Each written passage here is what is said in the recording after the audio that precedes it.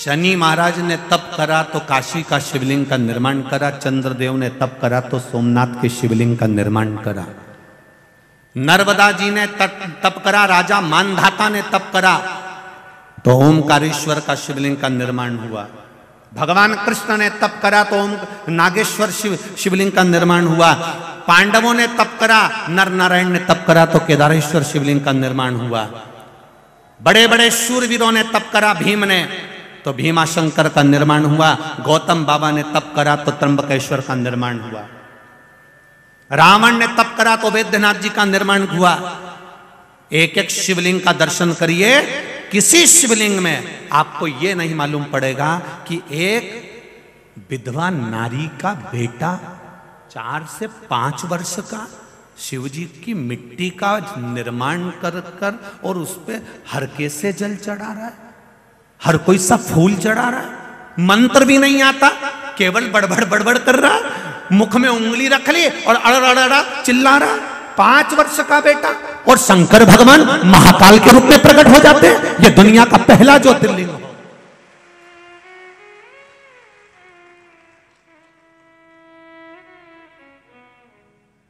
ये 12 ज्योतिर्लिंग में एक ज्योतिर्लिंग ऐसा है जो केवल तुम्हारा दिल देखता है, तुम्हारा मन देखता है, तुम्हारा चित्त देखता है, तुम्हारी वृत्ति देखता है। किसी ज्योतिर्लिंग में भगवान के नयन नहीं बनाए जाते, किसी ज्योतिर्लिंग में भगवान की मूंछ नहीं बनाई जाती, किसी ज्योतिर्लिंग में भगवान का चेहरा नहीं बनाया जाता, पर यह ज्योतिर्लिंग में भगवान का चेहरा भी बनता है। उसका कारण केवल इतना है, बच्चे को समझाएं तो समझाएं कैसे? बच्चे ने जो खिलौना देखा है ना, बच्चे को वही खिलौना चाहिए। और बच्चे को माँ ने जैसा समझाया था कि भगवान शंकर कैसे होते हैं, उनकी तो मूंछ होती है, उनके तो बड़े बड़े नेत्र होते हैं, उनके तो त्रिपुंड लगा होता है, उनकी तो तीसरी आंख होती है, उनके तो गले में रुद्राक्ष की माला होती है। शंकर भगवान पार्वती जी से बोले अब इसको समझाऊं कैसे? अगर मैं शिवलिंग बनकर प्रकट हो गया तो भी नहीं समझेगा, तो इसको रूप तो दिखाना पड़ेगा। तब राजा उसी समय पर राजा चंद्रसेन ने उस समय भगवान का श्रृंगार का सुख पाया, और भगवान का जब विग्रह का श्रृंगार हुआ तब राजा का विग्रह, जो महाकाल राजा का श्रृंगार किया गया, तब बच्चे के मन को तृप्ति हुई कि मेरा महादेव ऐसा लगता है। उसने जो खिलौना देखा था वो उसको नजर आया, उसको देखा।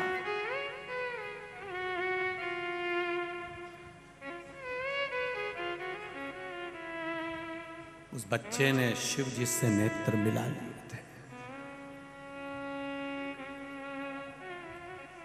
नहीं,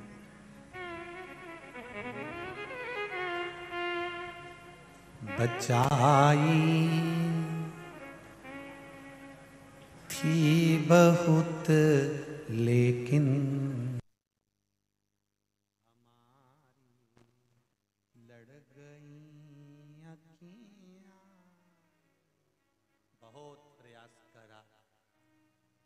भगवान से नैन ना लड़े तो भी लड़ जाते हैं।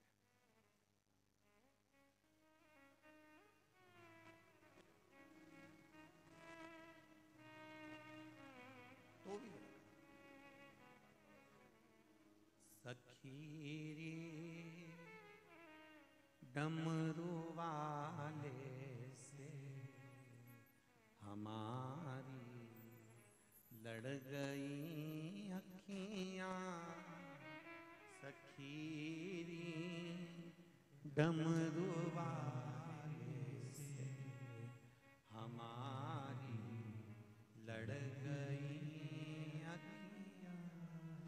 12 ज्योतिर्लिंग में घूमकर आना, नयन तो तुम महाकाल में ही लड़ा सकते हो, और बड़े बड़े नेत्र और तुम मिला सकते हो, केवल महाकाल। बचाई थी बहुत लेकिन हमारी लड़ गई अखियां, सखीरी डमरू वाले से हमारी लड़ गई। बचाई थी बहुत लेकिन हमारी लड़ गई सखी रे डमरू वाले से हमारी लड़ गई अखियां। वेद प्रिय ब्राह्मण ने अपने पुत्र के बल पर 84 महादेव का आनंद पाया है।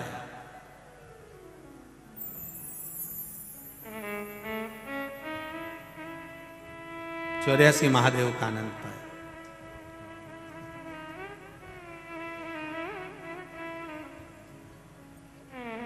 उज्जैनी के 4 फूट पर 4 महादेव हैं। 84 महादेव में से 4 महादेव अवंतिका के 4 फूट पर।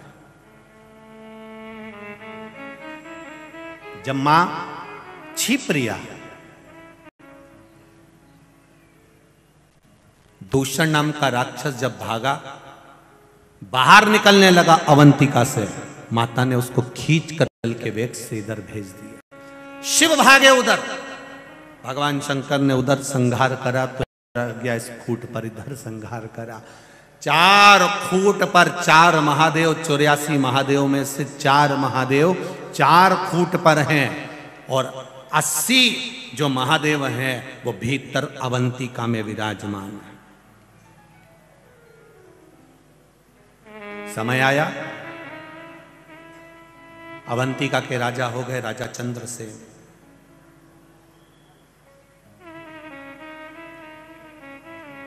राजा चंद्रसेन ने नियम बना लिया,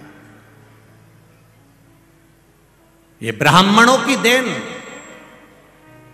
ये अवंतिका में जो 84 महादेव है, ये ब्राह्मणों का सुख देने वाले, अपने बच्चों की जिसने बलियां दे दी हैं, अपने बच्चों को निछोड़ता हुआ जिन ब्राह्मणों ने देखा है,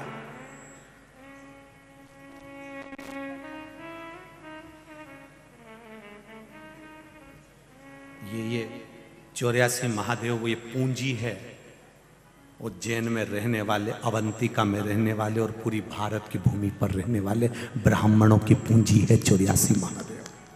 ये पूंजी है 84 महादेव।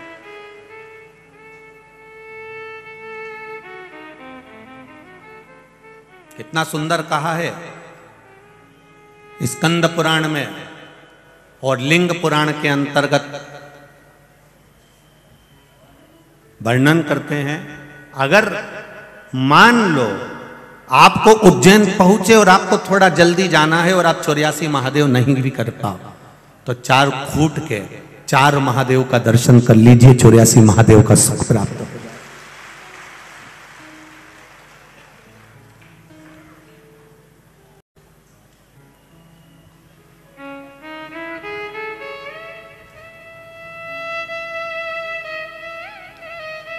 उज्जैन गोपाल मंदिर के पुजारी जी आदरणीय रामचंद्र जी भार्गव या शर्मा लिखते हैं, महाराज जब पूर्व में 84 महादेव हमने करे, उस समय पर जब वो एक एक महादेव का जो वर्णन करते थे, पहले स्कंद पुराण में से, लिंग पुराण में से, फिर कहीं कहीं पद्म पुराण में से, हम भी निकाल कर उसका स्मरण करते थे, फिर वो सुनाते थे तो बड़ा मस्त सुनाते, बड़ा आनंद। 4 फूट पर 4 महादेव विराजमान है। राजा चंद्रसेन ने नियम बना लिया, नगर का राजा अगर भक्ति में लगा हुआ है, नगर का राजा शिव भक्ति में लगा हुआ है, राज्य का राजा अगर भगवान की आराधना में लगा हुआ है, तो यह विश्वास मानकर चलना कि दुनिया में किसी राज्य का राजा उस राज्य पर आक्रमण करने से पहले 50 बार सोचेगा।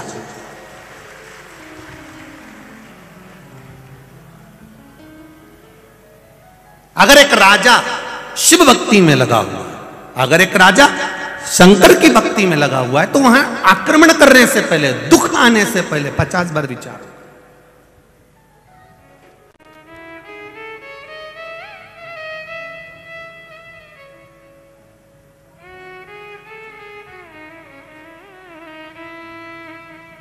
आपकी शिव भक्ति की प्रबलता होना चाहिए।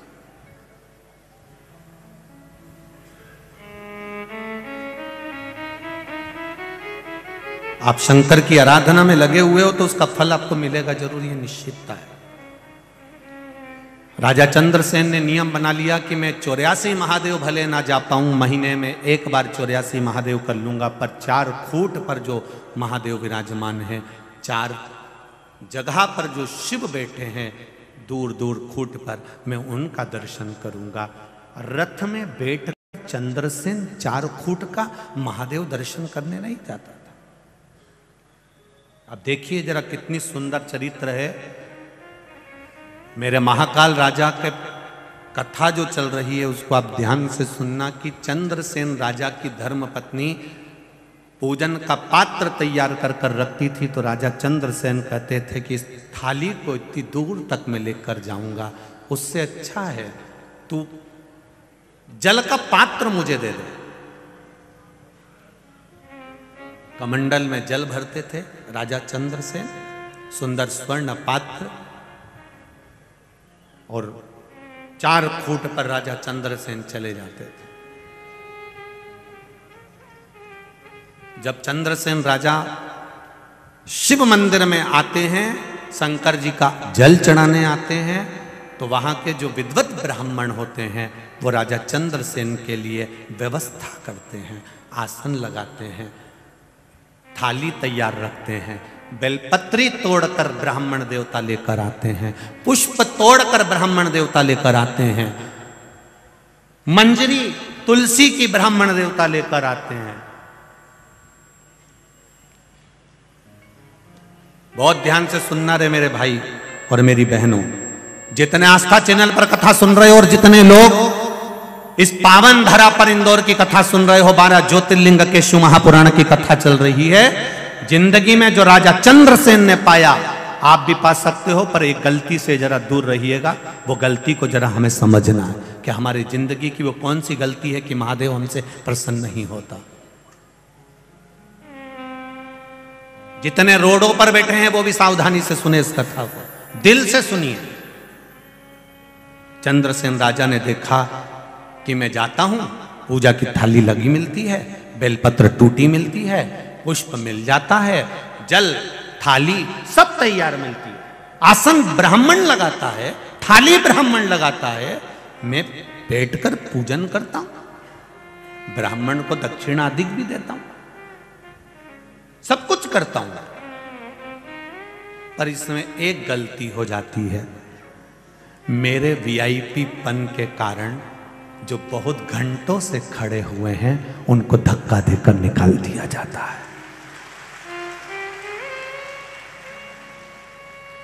चंद्रसेन राजा के ये संवाद को अपनी जिंदगी में उतारिएगा। बहुत बड़े बड़े दानी हो आप लोग, बहुत बड़े बड़े धर्मात्मा हो आप लोग, बहुत वीआईपी भी हो आप लोग। मैं 1 लाख बेलपत्र शिव जी को चढ़ाती हूँ, मैं 1.25 लाख चढ़ाती हूँ सावन के महीने में, मैं इतना भंडारा चढ़ाती हूँ सावन के महीने में, मैंने ये कर दिया, मैंने वो कर दिया। तुम 1.25 लाख बेलपत्र चढ़ाओ चाहे 1 करोड़ बेलपत्र चढ़ाओ, तुम्हारी 1.25 लाख बेलपत्र चढ़ाने में अगर तुम्हें अहंकार आता है तो वो 1 बेलपत्र शिव की उठाकर शिव पर चढ़ाने वाला आगे निकल जाता है। शंकर को तुम्हारी 1.25 लाख बेलपत्र नहीं चाहिए। किसी पुराण में नहीं लिखा है शंकर भगवान की कि तुम 1.25 लाख बेलपत्र चढ़ाओ या 1 लाख बेलपत्र चढ़ाओ। शंकर भगवान की कथा कहती है 1 बेलपत्र भी मुझे अपना मानकर दिल से चढ़ाएगा तो तू मेरा हो जाएगा, मुझे ज्यादा नहीं चाहिए, अपने दिल से मुझे दे।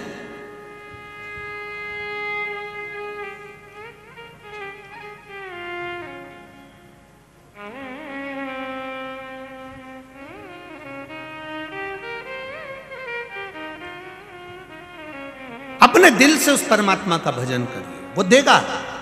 आप कितने भी वीआईपी हो, आप कितने भी ऊंचे पद पर बैठे हो, परंतु आप कितनों को कूच कर, कितनों को हटाकर फिर आप भगवान के पास तक पहुंचे हो। अब इतने जो पहले से खड़े हुए हैं, पहले से मन लगा कर बैठे हैं, दिल लगा कर बैठे हैं, उसको कष्ट देकर यदि आप शिव तक पहुंच भी जाओगे, शंकर नहीं मिल सकता, शिव नहीं मिल सकता।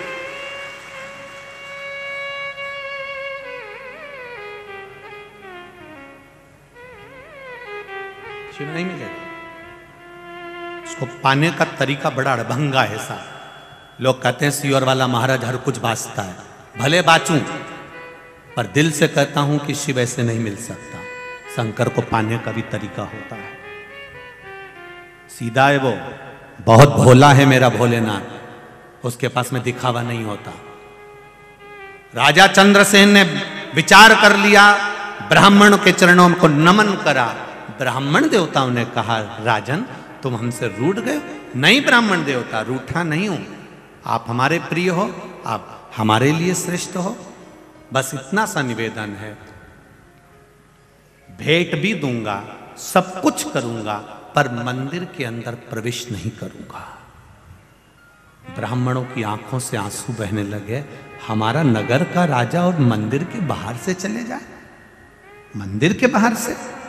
ब्राह्मणों ने कहा, नगर का राजा ऐसा करेगा तो अच्छा नहीं लगेगा महाराज, लोग हम पर हंसेंगे, क्या कहेंगे?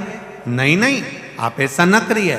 नहीं ब्राह्मण देवता, आप मुझसे पूजन डेली पर करवाना। कहां करवाना? जम के बोलो जरा। डेली पर पूजन करवाना। दुनिया में ब्राह्मण से बढ़कर कोई कृपालु और दयालु नहीं हो सकता। उस ब्राह्मण ने कह दिया, गजब के राजा हो, देहली की पूजन कर रहे हो, यहां पर पूजन करोगे तो क्या मिलेगा?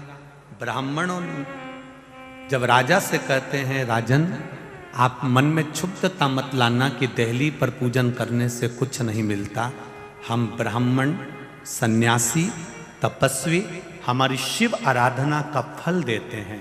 दरवाजे पर भी, देहली पर भी अगर आपने पूजन करी है तो हमने जो शिव अर्चना का फल पाया है, मात्र देहली पर प्रणाम करने से ब्राह्मण जो अंदर बैठकर शंकर जी की आराधना करता है, ब्राह्मण जो अंदर बैठकर महामृत्युंजय पाठ करता है, ब्राह्मण जो अंदर बैठकर संकल्प लेता है, ब्राह्मण जो अंदर बैठकर पूजन करता है, मात्र शिव मंदिर की देहली पर माथा रख देने से ब्राह्मण का सारा पुण्य उसके खाते में आ जाता है। जो उसने अंदर भजन करा है, जो उसने पुण्य कमाया है, ब्राह्मण अपना पुण्य देता है। इसलिए गो ब्राह्मण ये दोनों का एक क्रम है। गाय अपने बच्चे के दूध भगवान उसको देता है तो अपने बछड़े के लिए देता है। गाय को दूध बछड़े के लिए दिया जाता है, पर बछड़े को तो पास में बांधा जाता है, गाय का दूध निचोड़ लिया जाता है। गाय खड़ी रहती है तो भी खुश होती है, मेरा बछड़ा नहीं पिए पर मेरी संतान तो पी रही है, गाय उसमें खुश है। ब्राह्मण उसमें खुश है कि दरवाजे तक आया तो है, द्वार तक पहुंचा तो है, देहली तक आया तो है। जो राजा चंद्रसेन ने देहली की पूजन चालू करी, दरवाजे की पूजन चालू करी, वो पूजन आज तक चल रही है। जब नए मकान का मुहूर्त होता है तो पूरे मकान में कंकु चावल नहीं छीटे जाते हैं, और तुम्हारे इंदौर में छीटते हो तो बता। जब नए मकान का मुहूर्त होता है, नई दुकान का मुहूर्त होता है, नए महल का मुहूर्त होता है, उस जगह पर दीवालों की पूजन नहीं होती, बिल्डिंग की पूजन नहीं होती, केवल एक पूजन होती है। मां कलश लेकर दरवाजे के अंदर जब जाती है तब द्वार की पूजन होती है। ये राजा चंद्रसेन ने दिया, ये राजा चंद्रसेन ने, उज्जैनी नरेश ने दिया है हमको, कि केवल दरवाजे की भी पूजन, देहली की भी पूजन हो गई तो उससे बढ़कर कुछ सुख नहीं है, उसमें प्रवेश हो गया। मेरी माताएं जब घर छोड़कर जाती हैं अपने मायके के लिए तो देहली को प्रणाम कर कर जाती हैं। बोलो री जी सही है कि गलत है? जब अंदर आती हैं तो देहली को प्रणाम करती हैं। बच्चा घर में जन्म लेता है, अंदर प्रवेश करेगी तो देहली को प्रणाम करेगी, कहीं जाएगी तो देहली को प्रणाम करेगी। कोई माता ऐसी नहीं होती जो घर की दीवारों को माता रोकेगी, वो करे तो देहली को प्रणाम करेगी, देहली को, चौखट को प्रणाम करेगी, तो चौखट को प्रणाम। चंद्रसेन ने नियम बना लिया। ये नियम जितने लोग आस्था चैनल पर कथा सुन रहे हैं, जितने लोग फेसबुक यूट्यूब पर कथा सुन रहे हैं, जितने इस पंडाल में कथा सुन रहे हैं और चारों तरफ रोड पर बैठकर जितने लोग कथा सुन रहे हैं, उनसे केवल निवेदन करूंगा, आप शिव के मंदिर अंदर नहीं जा सकते। बहुत जल्दी है आपको जाने की, ऑफिस जाने की, दुकान जाने की, तो शंकर के मंदिर के वहां गाड़ी को रोको और इस माथे को शिव के सामने झुका दो, उसमें पूरा फल प्राप्त हो, पूरा फल। वो गवर्नमेंट के जितने भी ऑफिस है उसमें जाके देखना, सील होती है, सील, ये सब सील होती है, उस सील में उल्टे अक्षर लिखे रहते हैं, लिखे होते हैं, उल्टे लिखे होते हैं, पर उसको लगा दो तो सीधे हो जाते हैं। बस यही कि यही अपना जिंदगी है, अपने भी ये सिर स्टाम्प है, सील है, इसमें कई चीजें उल्टी लिखी है कि तेरे जीवन में एक्सीडेंट होगा, तेरे जीवन में दुख आएगा, तेरे जीवन में ये होगा, जो उल्टा लिखा है इसको ले जाके मैं ठप्पा लगा, जैसे ही ठप्पा लगा सीधा हो गया, उल्टे से सुलटा सीधा। अब ब्रह्मा जी भी सोच में पड़े रहेंगे, क्यों रे ये कमलाबाई के यहाँ तो मैंने लिखा था कि ये दुख आएगा, तो ये कमलाबाई का ये साल में इतना दुख आना था, ये कहाँ गया? कि कहीं नहीं गया, कमलाबाई ने शिव पुराण सुन ली और वो शंकर जी के मंदिर चली गई और रोज शंकर जी की देहली पर पांव पड़ के आए, तो जो उल्टा था सीधा हो गया, सुलट गया। सब कमलाबाई चतुर हो गई। जितनी कमला बैठी हो बुरा मत मानना रही। सीधा चंद्रसेन ने विचार कर लिया, मंदिर की देहली पर आऊंगा। प्रणाम करते, देहली पर प्रणाम करते। अब भगवान विष्णु के द्वारपाल थे जय विजय, शंकर भगवान के मंदिर के द्वारपाल था वीरभद्र, अब शिव जी के मणिभद्र, शिव जी का जो द्वारपाल है वो मणिभद्र जो दरवाजे पर रहता है। अब मणिभद्र दरवाजे पर बैठा हुआ था और एक दिन मणिभद्र दरवाजे पर बैठा था, पांव थोड़े से मणिभद्र खड़ा हुआ था, थोड़ा देर के लिए मणिभद्र शिव की आज्ञा से वहां बैठा हुआ था। उसी जगह पर मणिभद्र जहां द्वार पर, देहली पर, दरवाजे पर मणिभद्र का पहरा होता है शिव के दरवाजे पर, तो वहां मणिभद्र बैठा था और इतने में इसने सिर झुका दिया। सिर झुकाया, इसको मालूम ही नहीं था कि यह मणिभद्र है, शंकर जी का कोई द्वारपाल है। अब द्वारपाल कोई दिखता तो था नहीं, तो उनको लगा कि यहां तो शिव बैठे, यहां शिव।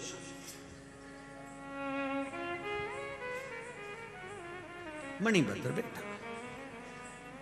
अब मणिभद्र जब बैठा हुआ था, मणिभद्र जब विराजमान था, तो मणिभद्र जैसे ही दरवाजे पर बैठे थे और इसने सिर को झुकाया, मस्तक को जगाया, मस्तक को जैसे झुकाया, मणिभद्र को लगा गजब का राजा है। दुनिया के लोग मंदिर के अंदर जाकर प्रणाम करते हैं, दुनिया के लोग मंदिर के अंदर जाकर नमन करते हैं, ये अवंतिकापुरी का राजा चंद्रसेन तो दरवाजे पर नमन करता है। मणिभद्र खुश हो गया। मणिभद्र ने कहा, राजन ले, तुम्हारी पूंजी मैं तुम्हें देता हूं। मणिभद्र ने अपने कंठे से निकालकर एक मणि राजा चंद्रसेन को दे दी। ये मणि तेरी जिंदगी का सारा सुख प्रदान कर देगी, तुझे कहीं नहीं जाना। ध्यान दो जरा कथा पर। केवल दरवाजे पर धोख लगाने पर, प्रणाम करने पर राजा चंद्रसेन को एक मणि ऐसी मिल जाती है जो मणि राजा चंद्रसेन अपने पास में रख लेता है। वो मणि का सुख राजा चंद्रसेन को मिल जाता है। आसपास के सारे राज्यों में खबर हो गई, राजा चंद्रसेन के पास एक ऐसी मणि है जो मणि सोना उगलती है, धन देती है, वैभव देती है, सत्ता देती है, प्रतिष्ठा देती है।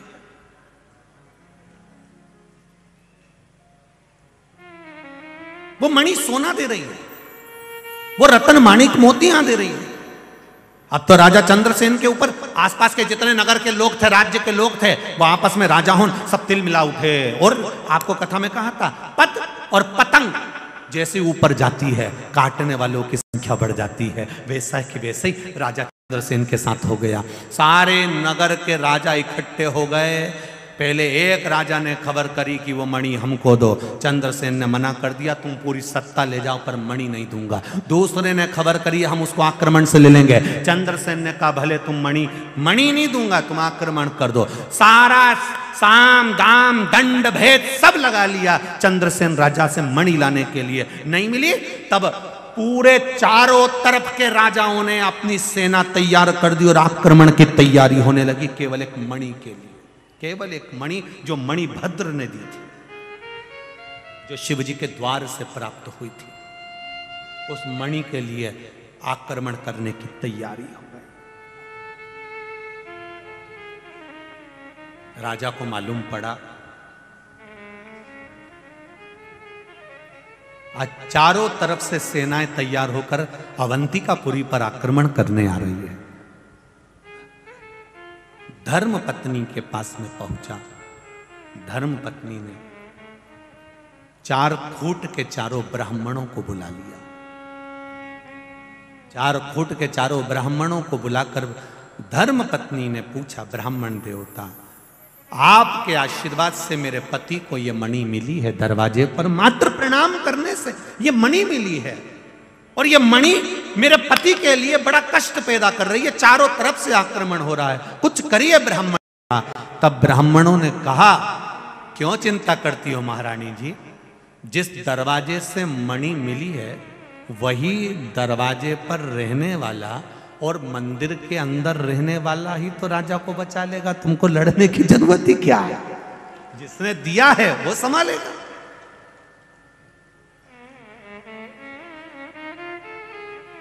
वो लाइन याद कर लो, तुम्ही ने दर्द दिया है, आगे क्या है, तुम्ही दवा दे, गला नहीं दबा दे, दवा दे। अब मणि दिए आपने तो संभालोगे भी आप। चला राजा चंद्रसेन आज शिव जी के मंदिर के द्वार पर नहीं, शंकर के मंदिर के अंदर जाकर बैठ गया। शिव जी की आराधना में बैठा था।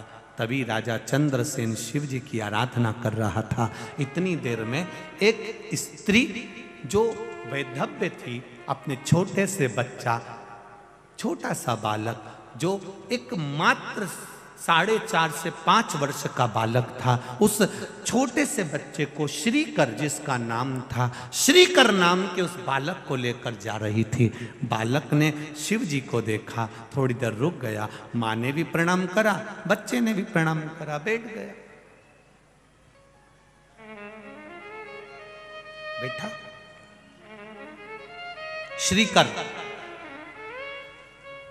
उस नारी का पुत्र, छोटा सा बच्चा राजा को देख रहा है। ब्राह्मण देवता मंत्र बोल रहे हैं, ब्राह्मण बहुत तेज तेज मंत्र बोल रहे हैं। राजा पूजन कर रहा है, अभिषेक कर रहा है, फूल पत्ती चढ़ा रहा है, बेलपत्री चढ़ा रहा है, पुष्प चढ़ा रहा है शिवलिंग पर। बच्चे ने देख लिया।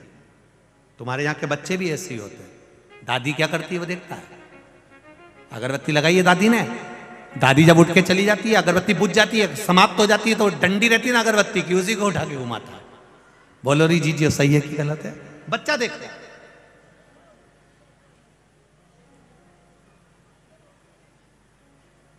घर के बुजुर्ग हमारे घर के बच्चों को सीख प्रदान करते हैं। श्रीकर ने देख लिया कि राजा कैसे पूजन कर रहे थे। मां ने हाथ पकड़ा श्रीकर का, चलो बेटा। मां का हाथ पकड़कर श्रीकर अपने घर चले गया। दूसरे दिन श्रीकर ने विचार करा, मेरी मां ना जाने कौन से मंदिर लेकर गई थी इतनी दूर, मैं कहां जाऊंगा मंदिर में। श्रीकर ने एक वृक्ष के नीचे से मट्टी उठा ली, उस मट्टी का शिवलिंग बना लिया। शिवलिंग बनाकर जमीन पर रख दिया। जमीन पर रखा है, ना चौकी है ना पाटा है, जमीन पर रख दिया। अब गया श्रीकर तैयारी करने के लिए, पानी भर कर लिया आया एक बाल्टी में। उसको नहीं मालूम कि बेलपत्री कैसी होती है। सब पेड़ों की पत्तियां तोड़ के ले आया, सब पेड़ों की पत्ती, फूल तोड़ लाया, जमीन पे ही रख लिया, बैठ गया जैसा राजा बैठा था। अब पंडित जी मंत्र बोल रहे थे, मंदिर के अंदर। अब इसको मंत्र तो आते ही नहीं थे, चालू हो गया, मुंह बड़बड़ करे, मुंह चलाए। बच्चों को देखना, जब तुम्हारे घर में कोई पंडित जी पूजन करके चले जाएं तो बच्चे भी फिर उनकी नकल करते, बच्चे भी नकल करते। पंडित जी जैसा जैसा करेंगे ना, बच्चे वैसा वैसा पंडित जी को देखकर करेंगे। सीख देते हैं ब्राह्मण, सीख देते हैं घर के बुजुर्ग, सीख दे रहा। उस बच्चे ने बड़बड़ाना चालू करा, बड़बड़ बड़बड़ बड़बड़ करता रहा। थोड़ी देर बाद मुंह में उंगली रखकर बड़बड़ बड़बड़ करता रहा। जब आखिरी में अब जल चढ़ा रहा है, अब पुष्प चढ़ा रहा है, और जैसा राजा बैठा था ऐसा बैठ गया। श्रीकर की मां ने अंदर से आवाज लगाया, श्रीकर, ए बाबू श्रीकर, बेटा श्रीकर आओ। श्रीकर आता नहीं है, नेत्र बंद करके शंकर की आराधना में बैठा हुआ था, भक्ति में डूबा हुआ था। आवाज लगाई, श्रीकर नहीं आया। मां को क्रोध आ गया, मेरा बेटा ना जाने कहां चले गया। दौड़ती हुई बाहर आई, देखती है ये तो आंख बंद करके बैठा। क्रोध आ गया मां को, भगवान ने मेरे ललाट में पहले से तो दुख लिखा था, पति पहले चले गया, मैं बेधब्य हो गई, और ऊपर से ये औलाद ऐसी कि मेरी सुनती नहीं है। क्रोध पर क्रोध करा मां ने, श्रीकर का हाथ उठाकर झंझोड़ कर उठा दिया, सामान जो पड़ा था उसको बिखेर दिया। शंकर जी को उठाया मां ने, पटक। मां, क्योंकि युवान अवस्था में पति चले गया, घर में कोई भी नहीं, एक औलाद, और वो भी नहीं सुने तो मां को क्रोध तो आएगा ही। शिव को उठाकर पटक दिया, टूट गया शिवलिंग। श्रीकर रोने लगा, बिलख गया, मां से हाथ छुड़वाया। जहां पर शंकर भगवान का शिवलिंग बिखरा पड़ा था, श्रीकर लोट लगाने लगा, मेरा महादेव, मेरा महादेव, मेरा महादेव कर कर पुकारने लगा। मां, मुझे महादेव चाहिए, मैं बिना महादेव के नहीं रह सकता। मां खींच रही है, और जो शिवलिंग की मिट्टी नीचे पड़ी थी, बच्चा उस मिट्टी को पकड़ता है, तब मेरा महाकाल वहीं से प्रकट होकर श्रीधर को खींच लेता। तब मेरा महाकाल प्रकट हुआ, काल अधिपति तब प्रकट हुआ। सामने प्रकट होकर वो महाकाल का शिवलिंग सम्मुख में आ जाता है। केवल मिट्टी थी, और उस मिट्टी में से काल अधिपति प्रकट होकर महाकाल राजा बैठ जाता है। वो काल अधिपति शिव उस मिट्टी में से प्रकट हो गया। मां, शिव ने दर्शन दिया, माता ने चरणों में धोख लगा ली, क्षमा मांग ली, गलती हो गई प्रभु, क्षमा करिए। मैं ग्वालन, मैं गाय और आदि पशुओं को पालने वाली, मुझ में कहाँ ज्ञान होगा। मेरे बच्चे ने कुछ गलती कर दी। नहीं, बच्चे ने गलती नहीं करी, उसके विश्वास ने मुझे इस अवंतिका में मुझे प्रकट करा है। श्रीकर, मांग तुझे क्या चाहिए? श्रीकर कहते हैं, मैं कुछ नहीं मांगना चाहता। मेरे शंकर भगवान हनुमान जी का जो रूप था, उस रूप में यहाँ पर आ गए। श्रीकर को गोदी में बिठाकर कहा, श्रीकर, शिव जी से मांग ले कुछ। श्रीकर कहता है, मुझे कुछ नहीं चाहिए, बस इस अवंतिका में आप सदा विराजमान हो जाओ, लोगों के काल का हरण करना, महाकाल बनकर बैठना। शिव जी ने कहा, सुनो श्रीकर, मेरा वर आशीर्वाद है, तुम्हारी 8 पीढ़ी पूरी निकलेगी, और 8 पीढ़ी में तुम्हारे यहाँ नंद बाबा का जन्म होगा। उस नंद राय जी की गोद में स्वयं नारायण खेलेंगे कृष्ण बनकर। ये मेरा वर तुम्हें दे, ये मैं वर देता हूं। एक छोटा सा बालक मेरे महाकाल को प्रकट करने की सामर्थ्यता रखता है। मेरे बच्चों से निवेदन है,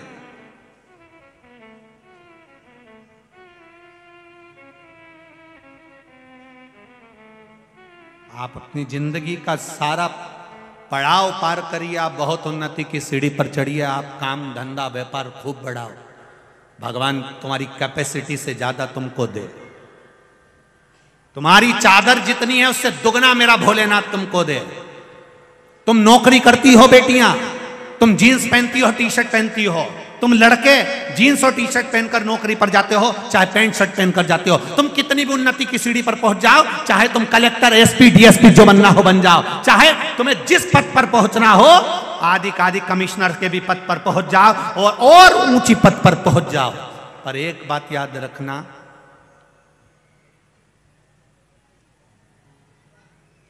संसार दाम से चलता है और मेरा महादेव नाम से चलता है।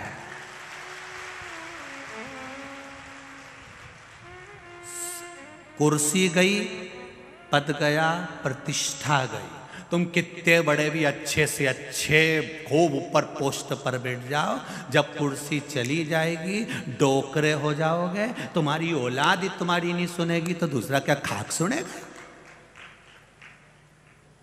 पद प्रतिष्ठा में मेरी बेटियां ये अपने चित्त वृत्ति में बिठा कर रखना कि मैं बड़ी सुंदर हूं, मैं इस कंपनी में जॉब कर रही हूं, मैं इस कंपनी में जॉब करता हूं, मैं इस कंपनी में हूं, मेरी कंपनी का पैकेज इतना है, मेरी कंपनी का पैकेज इतना है। तुम्हारी कंपनी का कितना भी पैकेज हो, ऊपर की कंपनी के पैकेज कितने हैं ये तुझे क्या मालूम है?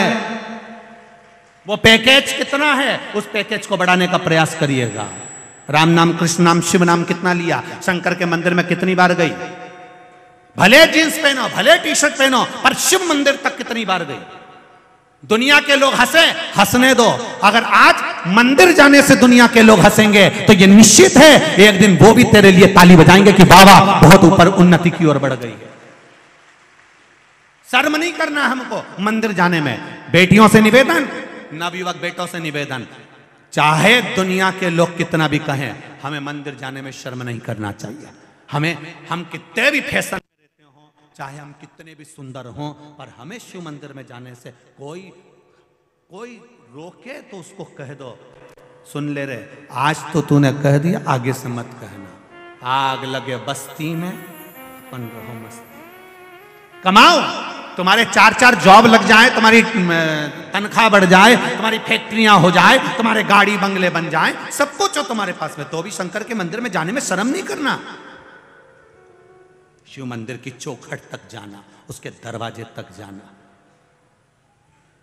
पोलियो की दवाई बचपन में पिलाई जाती है, इसलिए पिलाई जाती है कि ये शरीर काम करता रहे और इसको पोलियो नहीं हो।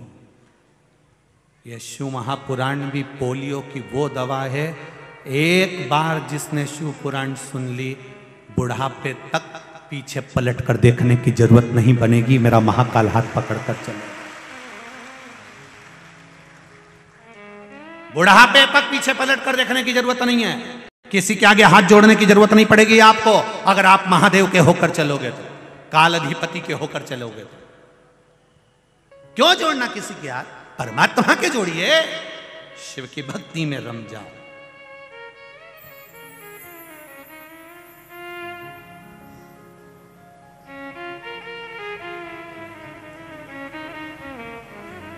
आता है वो, ऐसा नहीं कि मेरा महादेव नहीं आता। छोटा सा बच्चा जब जमीन पर शिवलिंग के टूटे हुए भाग को पकड़कर खड़ा होता है, तब मेरा काल अधिपति भी आता है।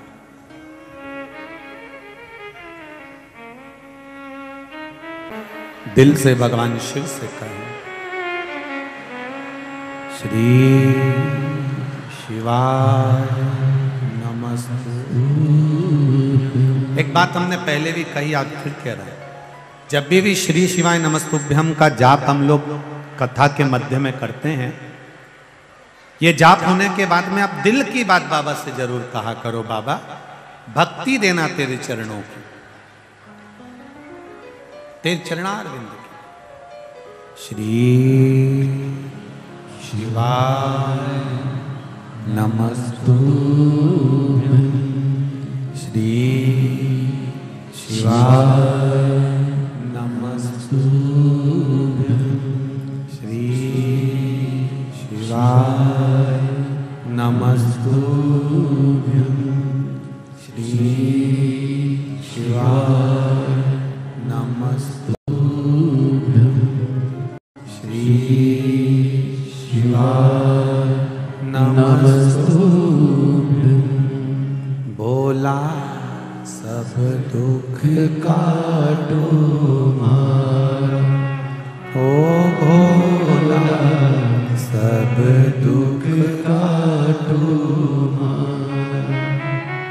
शिव शंकर जपू तेरी माला, भोले बाबा जपू तेरी माला, भोला सब दुख काटो मारा, ओ भोला सब दुख काटो मारा। वेश है मंगल मंगलकारी, वेश है मंगल मंगलकारी, शमशान वासी हमारा, शमशान वासी हमारा, ओ भोला सब दुख काटो मारा, ओ भोला सब दुख काटो मारा। शिव कथा कह रही है, भगवान शंकर का संवाद कह रहा है। भक्ति में बल होगा, शिव मिलेगा जरूर। भगवान महाकाल के रूप में विराजमान होते हैं। अगला वर्णन आया है श्री ओमकारेश्वर बाबा का।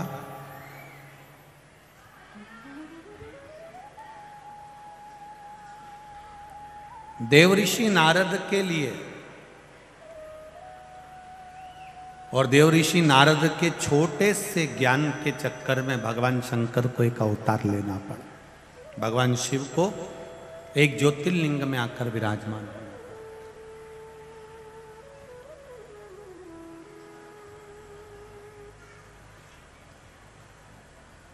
12 ज्योतिर्लिंग में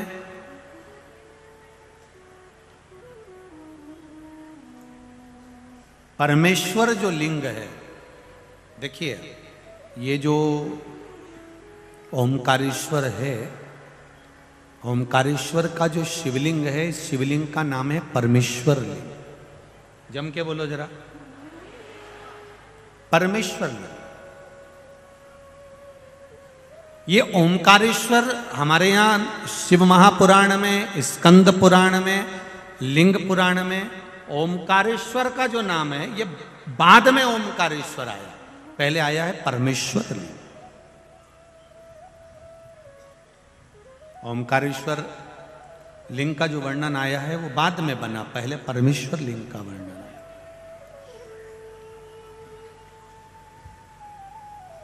ये जो 12 ज्योतिर्लिंग है हमारे यहाँ पर भारत की भूमि पर, ये जो शिवलिंग हैं, इसमें भगवान शंकर की ज्योति विराजमान है। अर्थात ज्योति से मतलब होता है तेज।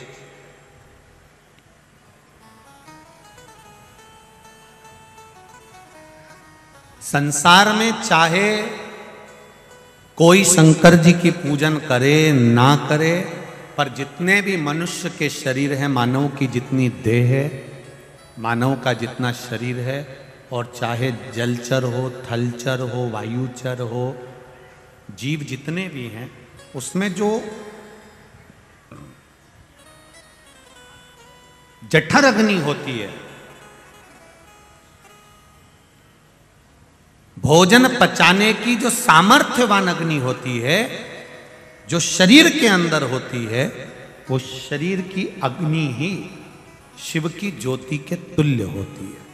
इसलिए उसको समझना कि संसार में जितने भी मनुष्य हैं, जितने भी मानव हैं, ये कोई साधारण नहीं है। सब में भगवान समाया है, प्रत्येक में नर नारायण, प्रत्येक में भगवान, प्रत्येक में भगवान समाहित है। इसलिए शायद लोग कहते हैं तुझ में रब दिखता है यारा में, सब में भगवान समाया, प्रत्येक। कंकर कंकर शंकर। और उसका फल, कुछ पत्र आए हैं, 2 दिन से पत्र पढ़ना नहीं हो रहा है, एक पत्र देखिए।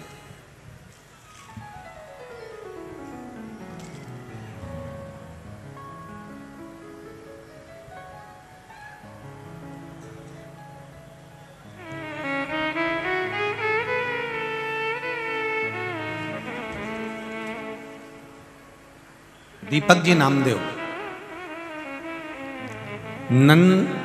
नंदबाग कॉलोनी, इंदौर, मध्य प्रदेश का निवासी हूं। कहीं बैठे हो तो हाथ हिलाइएगा, कहीं बैठे हो तो हाथ हिलाइएगा। दीपक जी नामदेव, कहीं बैठे हो तो दोनों हाथ ऐसा हिला दे एक बार, कहीं बैठे हो तो स्मरण में आ जाएगा। आप ही हैं, दोनों हाथ हिला दो ऐसा। श्री शिवाय नमस्तुभ्यम। हाँ ऐसा हिलाओ दीदी, ऐसा हिलाइए। श्री शिवाय नमस्तुभ्यम। दीपक नामदेव, नंदबाग कॉलोनी, इंदौर, मध्य प्रदेश का निवासी हूं। गुरुदेव के चरणों का आनंद सुख। बाबा की महिमा का क्या बखान करूं। मेरे काका जी की बहू जो कि पिछले माह से थायराइड नामक बीमारी से परेशान थी, लेकिन फिर भी एक दिन अचानक उसकी तबीयत खराब हो गई। फिर उनको सनावत के नज़दीकी हॉस्पिटल में दिखाया, जहां उनका इलाज चला, लेकिन उनको आराम नहीं लगा। उनको इंदौर के बारोड़ हॉस्पिटल में विजयनगर में रेफर कर दिया गया, जहां उनका इलाज चला। तो उन्हें 8 दिन आईसीयू में रखा।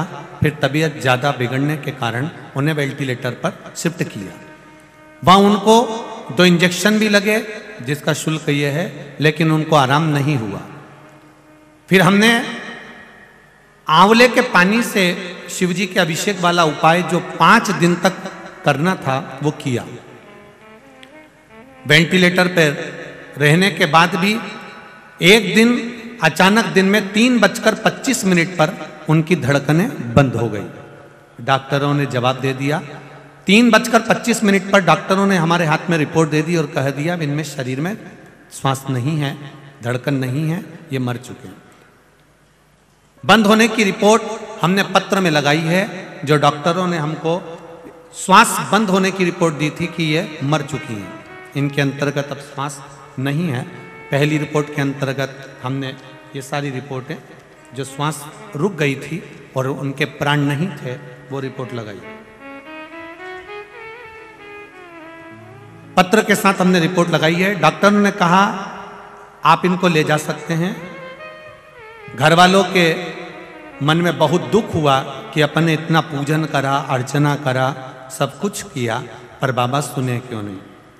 परिवार वालों ने 3:25 पर 4 बजे तक उसको बॉडी को नहीं लिया और 4 बजे तक बॉडी ना लेकर बहू से कहा कि बेटा तुमने कहा था कि सियोर वाला महाराज कहता है कि जल चढ़ाओ, और अपन ने वो आंवले वाला प्रयोग भी करा, पर अंतर नहीं आया।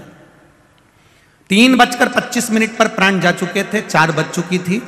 4 बजे जब गुस्सा आया तो कहा आप श्री शिवाय नमस्तुभ्यम का जाप करो, बच जाएगी तो ठीक है। बाबा को पुकारना चालू करा। 4 बजे श्री शिवाय नमस्तुभ्यम का जाप करना प्रारंभ करा। 1 लोटा जल शिव जी को चढ़ा कर आए, वह जल लाकर उसके शरीर पर लगाया। कुछ देर बाद उसकी श्वास वापिस लौट कर आ गई और वो जीवित हो गए। ये शिव है। ओ घड़ी, मैं मृत्यु की रिपोर्ट भी दिखा रही हूं और ये रिपोर्ट भी सब सम्मुख है।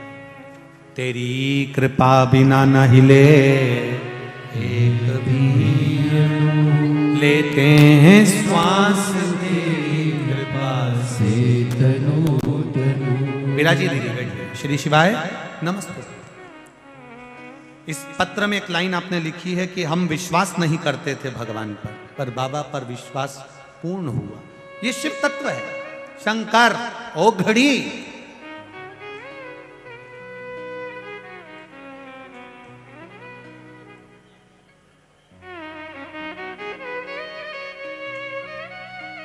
पत्र में लिखा है आपने कि लोग मानते नहीं, इसलिए हमने रिपोर्ट भी भेजी। ये शिव है महाराज। तेरी कृपा बिना न हिले एक भी, लेते हैं श्वास तेरी कृपा से तनु तनु। हे गंगाधार मुक्ति द्वार ओमकार, आयो शरण तिहारी मैं इंदौर वासियों से निवेदन करूंगा, ये सारे पत्र यहीं पर रहते हैं। इन पत्रों को आप एक बार दिल से जरूर पढ़ना। इनको पढ़कर आपको शिव जी के चरणों में भक्ति बढ़ेगी कि इन पत्रों में बाबा ने क्या क्या कृपा करी है, कितनी दया करी। हम छोड़कर जाते हैं, आप पढ़ो इनको।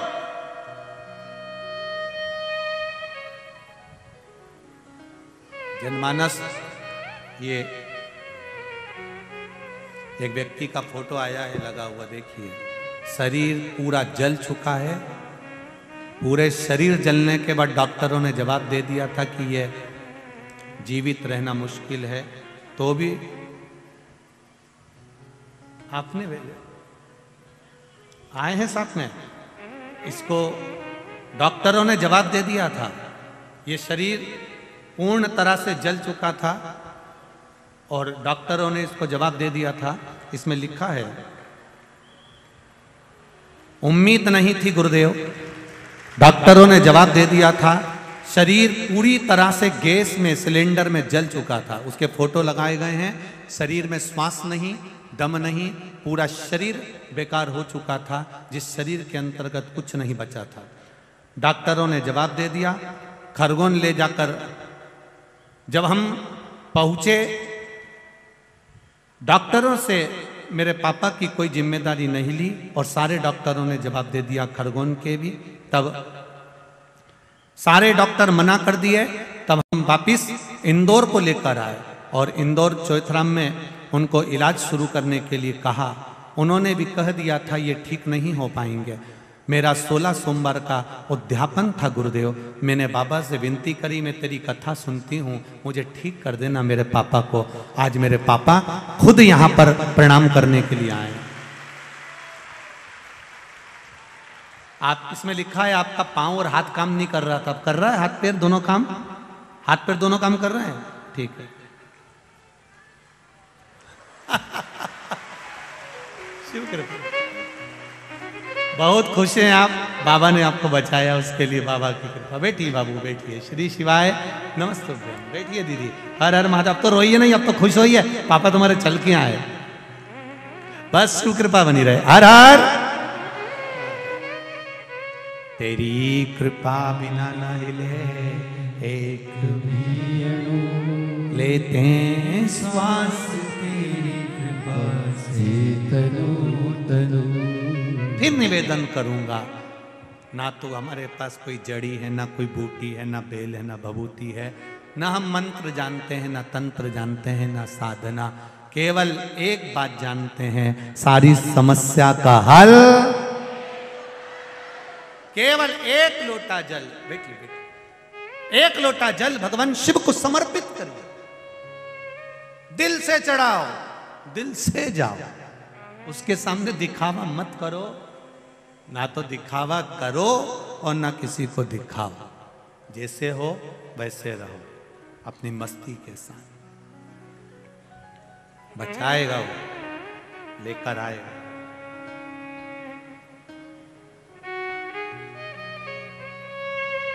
बहुत पत्र हैं, हम खुद नहीं पढ़ पाते हैं साहब इतने पत्रों को। और इन पत्रों में आपका विश्वास, आपका भरोसा, आपकी दृढ़ता है।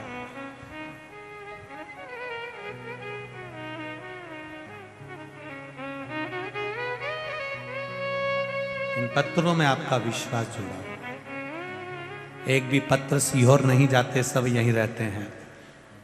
सब में मोबाइल नंबर लिखे होते हैं। आप दिल से, जब आपका मन करे कि कहीं सीहोर वाला महाराज कुछ गड़बड़ बोल रहा हो या बना कर बोल रहा हो, तो ये पत्र आपके हैं, आपके पास हैं, मोबाइल नंबर लिखे हैं। आप दिल से उनके घर जाओ, पूरा माइक भी ले जाओ और उनसे खुद पूछो। और बचा कुचा हो तो रात्रि में कभी आना। मेरी बहनें, मेरे भाई यहाँ रात भर सोते हैं, भजन करते हैं, उनसे दिल की बात कर कर जाना कि शिव है क्या।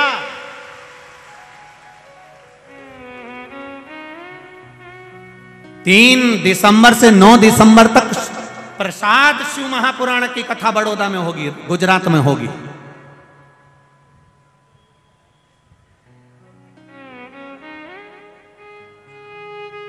और पूरे राष्ट्रवासियों से, भारतवासियों से, देश विदेश में बैठे हुए शंकर भगवान के श्रोता भाई बहनों से कहूंगा, छोड़ना मती शिव महाप्रसाद की शिव पुराण कथा को। प्रसाद की मूलता क्या है? धतूरा प्रसाद कैसे हो सकता है? बेलपत्री प्रसाद कैसे हो सकती है? एक पत्ती में क्या बल होता है? 3 पत्ती की बेलपत्र मात्र जिस प्रसाद में डाल दी जाती है, उस प्रसाद की क्या महत्वता है? रात भर प्रसाद क्यों नहीं रखते हैं? एक कमल के पुष्प का कमल गट्टा जिसका पानी शिव पर चढ़ जाता है, उसके प्रसाद की मूलता क्या होती है?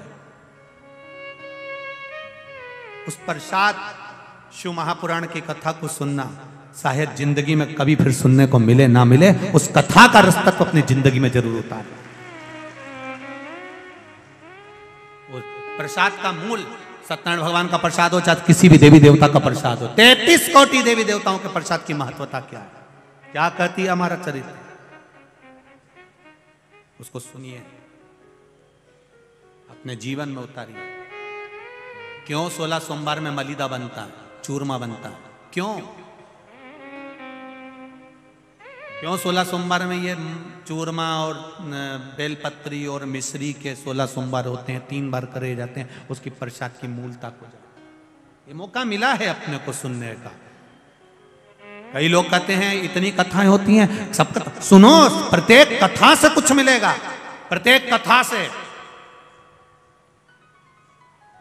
और दिल लगाकर अगर सुन लिया एक बार कि मुझे इस कार्य के लिए मैं कथा सुन रही हूं, बाबा मेरी झोली भरेगा, तो ये विश्वास है अगर के 3 महीने के अंदर तुम भी किसी कथा में ऐसे पंडाल में सोते हुए मिलोगे।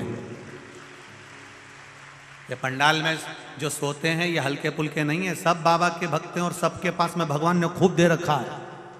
तुम ये मत सोचना कि एक बिस्कुट का पूड़ा दे दोगे तो तुम महान हो जाओगे, नहीं।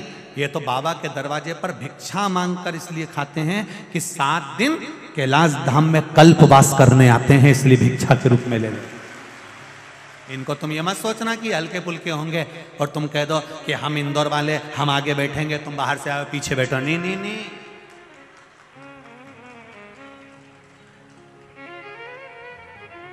इस गलत फहमी में मत रहना महाराज।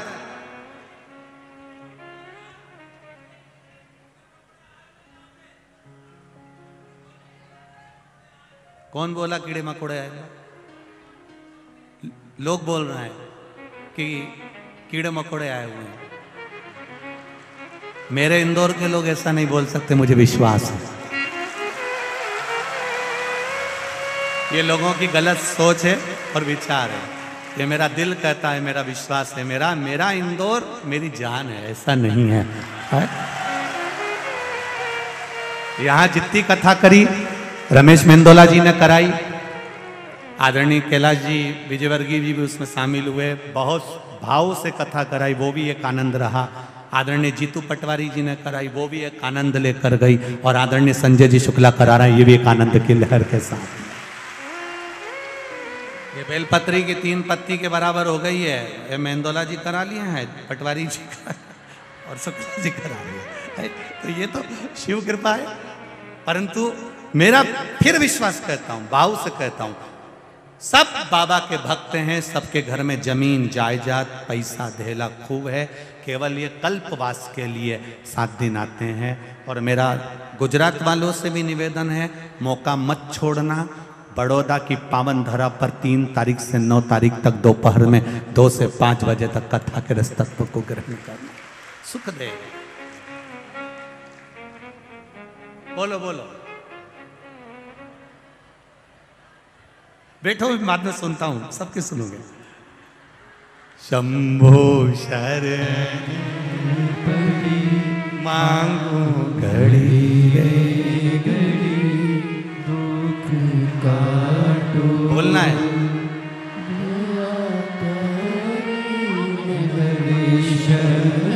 क्या बोलना है पूछ के बताओ।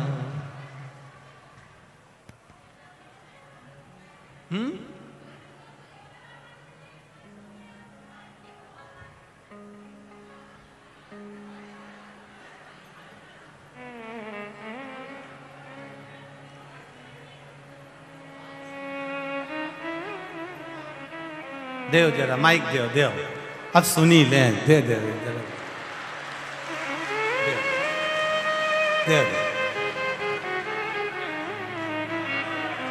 श्री शिवाय नमस्तुभ्यम बाबू। पहले तो आपको नमन करता हूं, आपके घूंघट को नमन करता हूं। मेरी मालवा की पहचान आपका चेहरा जो ढका हुआ है, आपके चेहरे पर जो घूंघट है उसको नमन करता हूं। ढके रहने दो भले। हाँ बोलिए दीदी। गुरुजी, मेरा बेटा 2 महीने 15 दिन का था। उस दिन उसको रात को बुखार आया। हम सुबह हॉस्पिटल लेके गए, वहाँ पे डॉक्टर ने पेट में उसको इन्फेक्शन बताया और भर्ती कर लिया। वो 24 घंटे ठीक रहा और अचानक उसकी तबीयत ज़्यादा खराब हो गई। उसको बड़े अस्पताल में लेके गए इंदौर में, आईसीयू वार्ड में एडमिट किया। डॉक्टर ने वेंटिलेटर का बोल दिया, पर मेरे पास रुद्राक्ष का जल था। मैं श्री शिवाय नमस्तुभ्यम बोलती रही। पूरा स्टाफ आश्चर्य में था, मेरे बेटे को वेंटिलेटर नहीं लगा। पर गुरुजी, उसका आईसीयू में एडमिट था। उसकी 2 सीटी स्कैन हुई और 4 इकोकार्डियो, उसमें कोई बीमारी नहीं मिली। बस उसको सांस में लेने में तकलीफ आ रही थी। मैं घर आई, मेरे पियर गई, मैंने पशुपति व्रत लिए। 4 व्रत पूरे हो गए, मेरा बेटा ठीक भी होने लगा। 5वां पशुपति व्रत था और श्रावण आ गया। मैंने श्रावण खत्म होने के बाद 5वां उपवास किया। उसी दिन मेरी सास ने भी उपवास किया। सास ससुराल में थी और मैं मेरे पियर में थी। शाम को पूजा करके आए और बेटा रोने लगा। मैंने दूध पिलाया और ज़्यादा रोने लगा। तबीयत अचानक ज़्यादा खराब हो गई। हम दोनों ने उपवास छोड़ा और अस्पताल लेके गए। अस्पताल में वो पूरी रात ठीक रहा। जैसे ही 12 दूसरा दिन लगा मंगलवार का, और बेटा शांत हो गया 12:22 को। तो गुरुजी, अब पशुपति व्रत करे या नहीं करे? पशुपति व्रत थोड़ा रुक के करना, जो बेटा गया है वही बाबा वापस देगा। और गुरुजी, मेरी सास का एक उपवास हुआ था बेटे को ठीक करने के लिए। अब वो बाकी के 4 करें? नहीं, वो नहीं करेंगे, वो नहीं करेंगे, उसको रोकेंगे। श्री शिवाय नमस्तुभ्यम। शंभो शरणे पड़ी मांगू घड़ी रे घड़ी, दुख काटो दया करी ने दर्शन।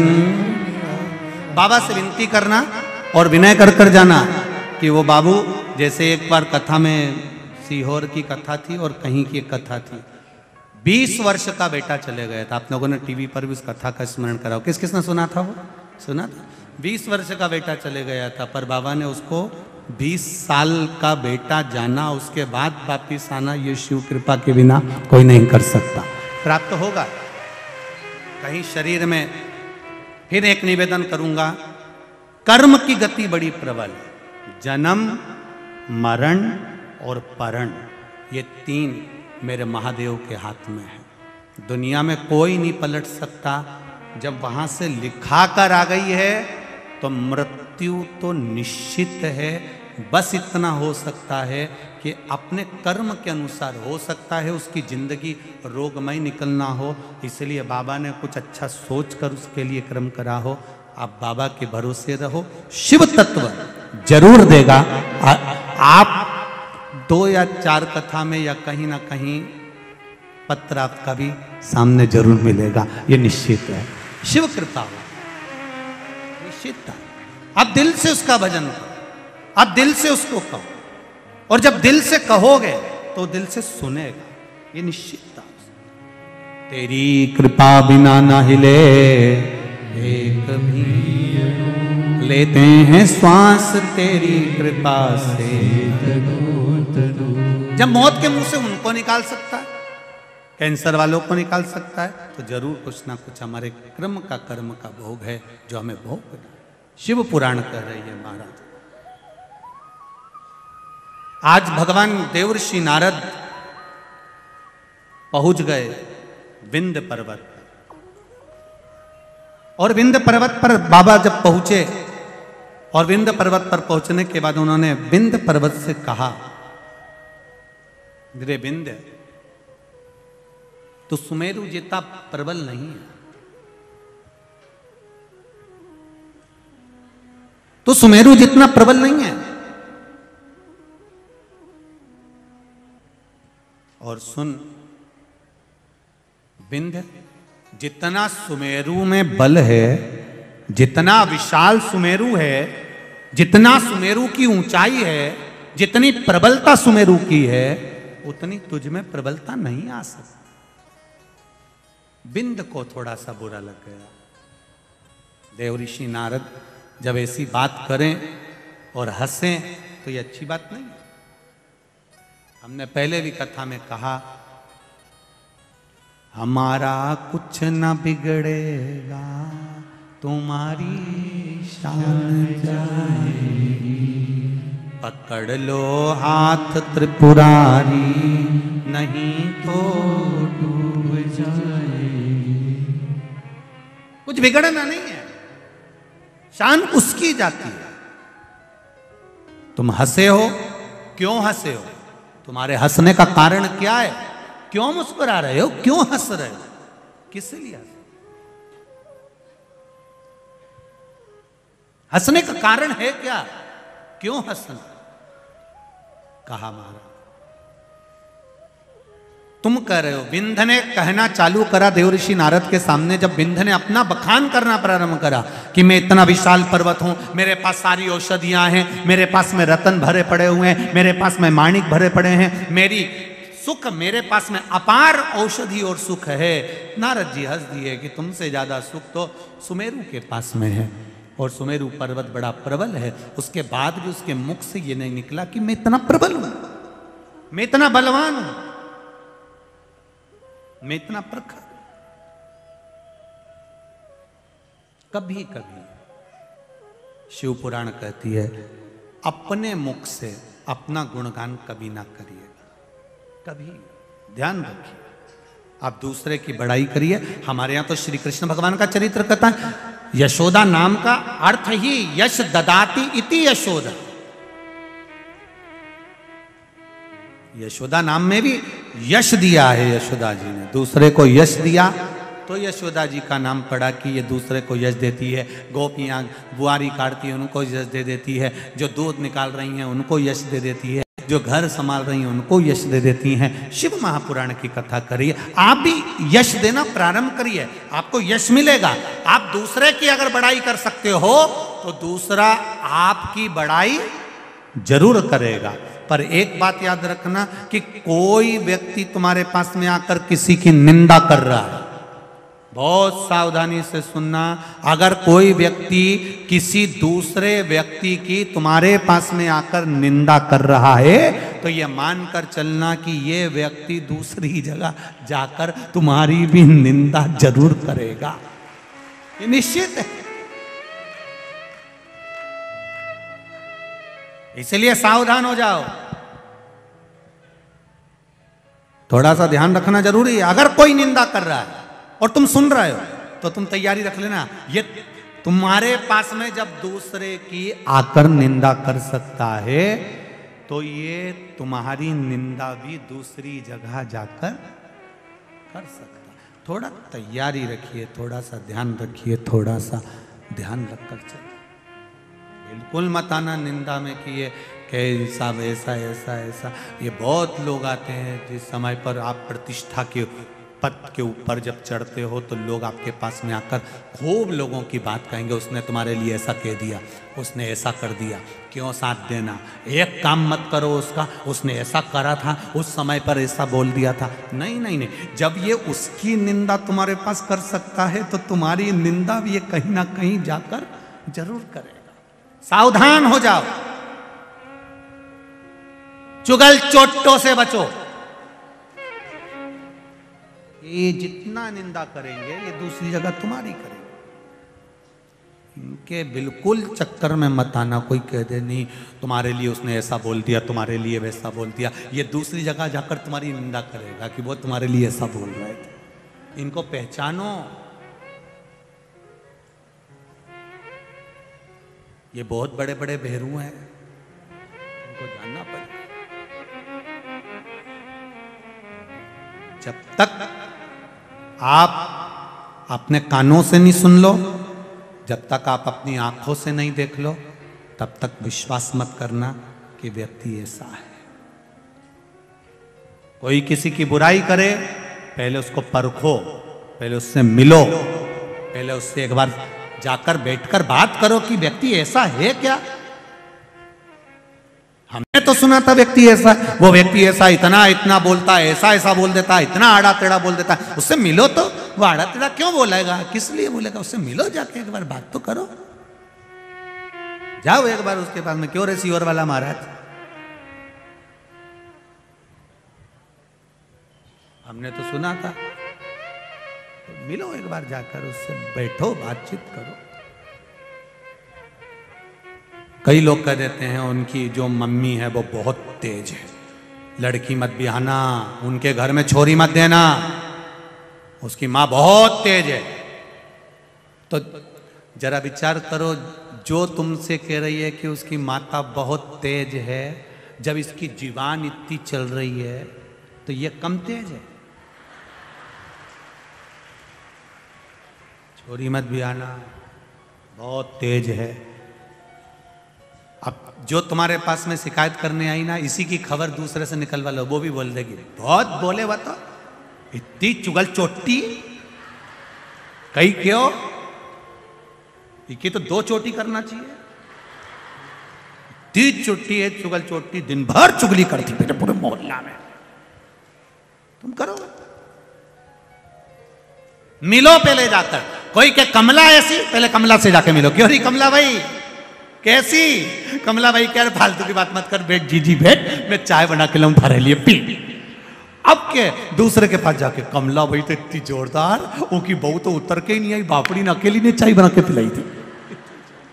अब मिले तो है ही नहीं अपन उनसे, मिले तो है ही नहीं अपन को, बस किसी ने कह दिया वो व्यक्ति ऐसा है, वो महाराज ऐसा, वो व्यक्ति ऐसा, वो ऐसा व्यक्ति, वो ऐसी पद पे बैठा है, कुर्सी पर बैठा है, वो ऐसा है। अरे उससे मिलो तो, कैसा है, मिलोगे तब मालूम पड़ेगा कितना सिंदूर चढ़ा। मिलो तो,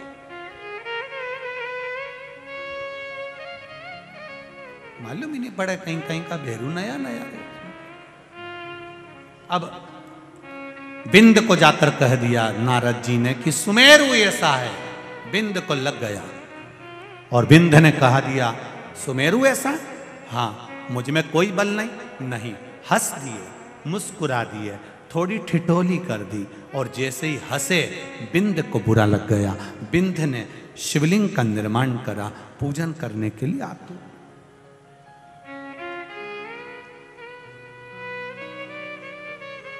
जब शिव जी की पूजन में आतुर हुआ बिंद, भगवान शंकर की भक्ति में आतुर हो गया बिंद, घोर तप में लीन हो गया बिंद, तब शिव को याद कर।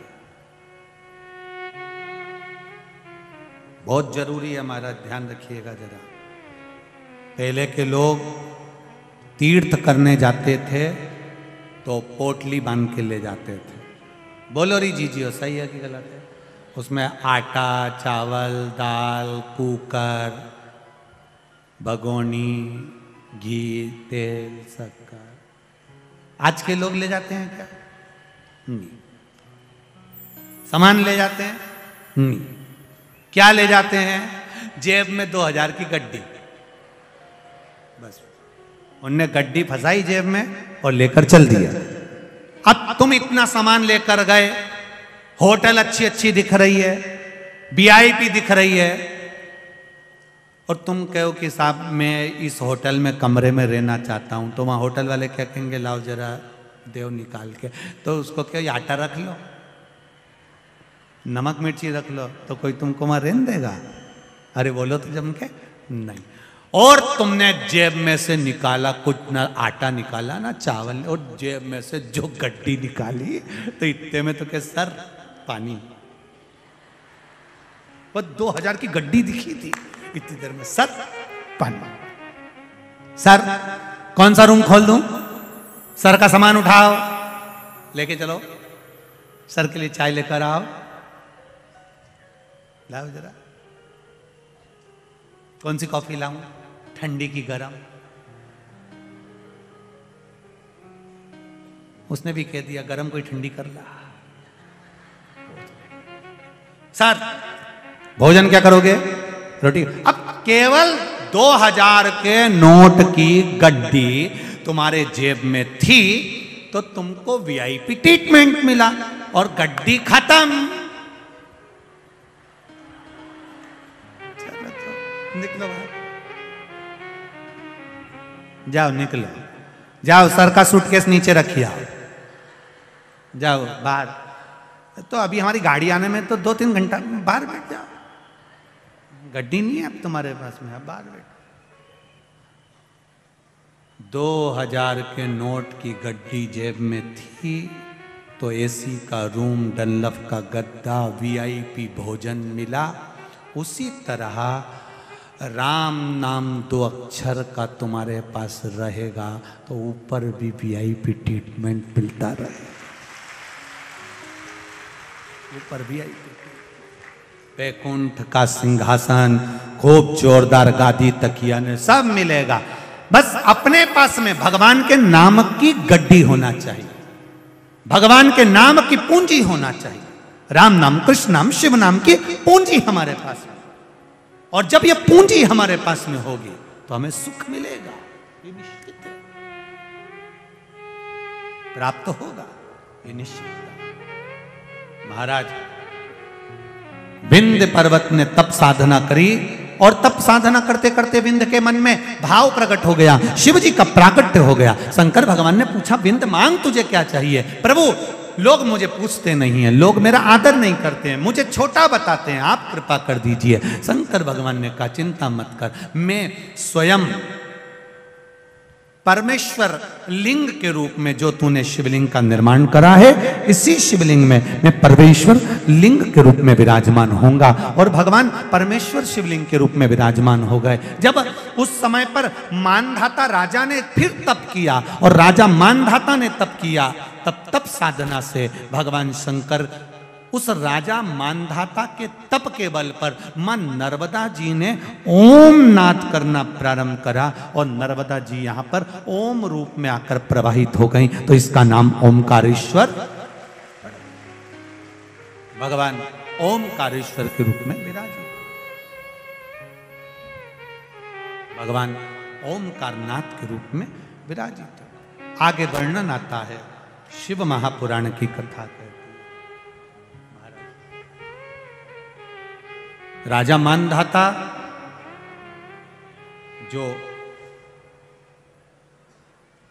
भगवान शिव की अविरल भक्ति को केवल जानता था, इसके सिवाय कुछ नहीं जानता था, केवल शिव भक्ति, शिव भक्ति के सिवाय कुछ भी नहीं।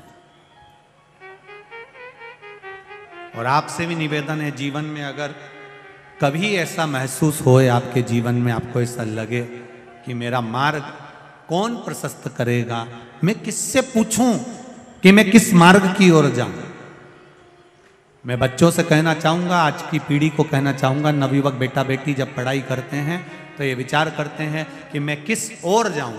हमारा निवेदन है, आपका दिल जहां कहे, आपका हृदय जहां कहे कि मुझे ये पढ़ाई करना है, दिल आपका जो गवारा कहे कि मुझे डॉक्टर बनना है, कि इंजीनियर बनना है, कि कलेक्टर बनना है, कि आईएएस ऑफिसर बनना है, आपकी जो दिल कहता है आप उस पथ पर चलो और मेहनत दिल से करो, महादेव को साक्षी बनाकर करो तो उसका फल अवश्य प्राप्त।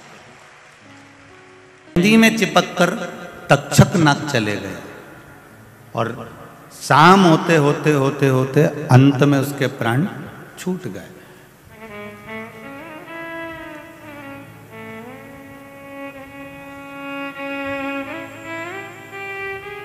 परीक्षित के मन में एक प्रश्न खड़ा हो गया, मरते समय, मृत्यु की सैया पर मरते समय परीक्षित ने तक्षक नाग से 3 प्रश्न करे थे, ये श्रीमद् भागवत कहती है।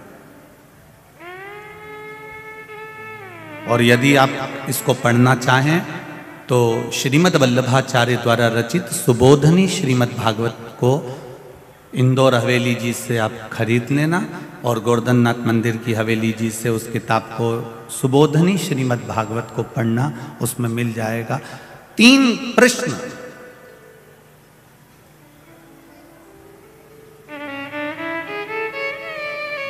तक्षक नाग और परीक्षित के बीच में हुए। उसमें सबसे पहला प्रश्न परीक्षित ने तक्षकनाग से कहा कि तुम मुझे दिन भर निकल गया और इसके बाद में अब मुझे डसने आए हो, उसका कारण क्या है? तो तक्षकनाग ने कहा, ये संपूर्ण बनाने वाला काल, घड़ी, पल, नक्षत्र, समय सब कुछ मेरे महादेव ने बनाया है, इसलिए उसका नाम महाकाल है, इसलिए उसको लोग महाकाल कहते हैं। काल उसने बनाया, नक्षत्र उसने बनाया, पल उसने बनाया, घड़ी उसने बनाई, तिथि उसने बनाई, वार उसने बनाया, दिन उसने बनाया, सब कुछ उसका बनाया हुआ है। तुझे श्राप मिला था कि 7वें दिन तू मरेगा, अगर मैं 7वां दिन लगते से ही तेरे पास आ जाता और तुझे मार देता तो उसमें श्रेष्ठता नहीं होती। फिर तो तू मेरा इंतजार करता कि तक्षकनाग आएगा और मुझे डसेगा। जब आस खत्म हो गई, शाम हो गई, अब तेरा मरने का चांस खत्म हो गया, तेरी बुद्धि में ये आ गया कि अब मैं मरने वाला नहीं हूं, तब मौत का समय लिखा गया। आप देखना, एक बार मरने वाला व्यक्ति जो हॉस्पिटल में पड़ा होगा, मरने वाला व्यक्ति एक बार अच्छा हो जाता है, अच्छा होगा एक बार, उसके बाद मरेगा।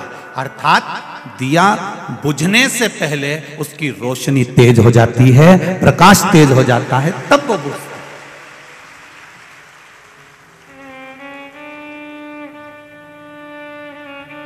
दिया बुझने से पहले उसका प्रकाश, उसकी रोशनी तेज हो जाएगी, बत्ती पूरी जल जाएगी, बहुत तेज हो जाएगा प्रकाश, तब वो बुझेगा, तब वो शांत होगा। उसी तरह जो मरने वाला होता है, एकदम पहले खिलखिला देना, बढ़िया हॉस्पिटल में पड़ा था, इतने दिन से सड़ रहा था, तकलीफ भोग रहा था, पड़ा हुआ था, और धीरे धीरे धीरे धीरे वो ठीक हो गया। ठीक हुआ, तुम्हें लगा कि अब पूरी तरह से ठीक हो गया, मालूम पड़े कोई एक आध इन्फेक्शन ऐसा फैल गया, प्राण छूट गए। अब हम लोग क्या करते हैं?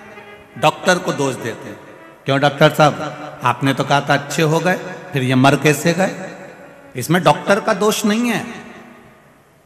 दुनिया का ऐसा कोई डॉक्टर नहीं है जो मरीज को बचाना नहीं चाहता हो। डॉक्टर भी अपने घर से चलता है तो भगवान को हाथ जोड़कर चलता है कि सबको स्वस्थ रखना मेरे मालिक, वो भी हाथ जोड़कर जाता है।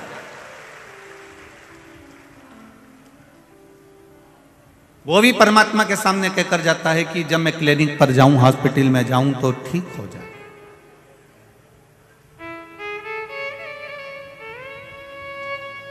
जितने पुलिसकर्मी थाने में जाते हैं, कोतवाली में जाते हैं, ऑफिस में जाते हैं, ये भी भगवान के आगे हाथ जोड़कर जाते हैं, प्रभु ऐसी कृपा करना, हमारे क्षेत्र को आप सुरक्षित रखना, कोई उपद्रव मत करना, आनंद में रखना, कभी बुरा नहीं चाहिए।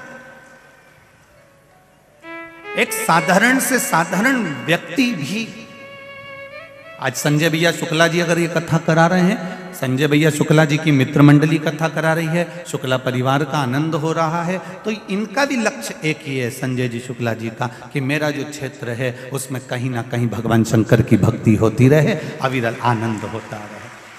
सबकी सोच सर्वे भवन्तु सुखी।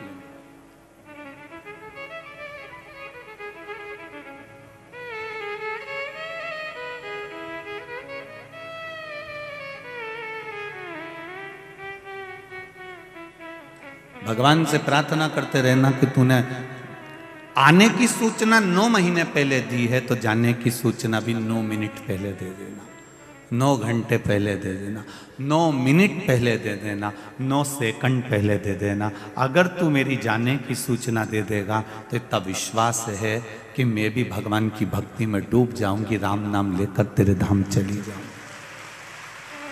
आने की सूचना तो वो देगा, उसकी जवाबदारी है कि मैं आ रहा हूं, भेज रहा हूं, सूचना पे सूचना दी उसने।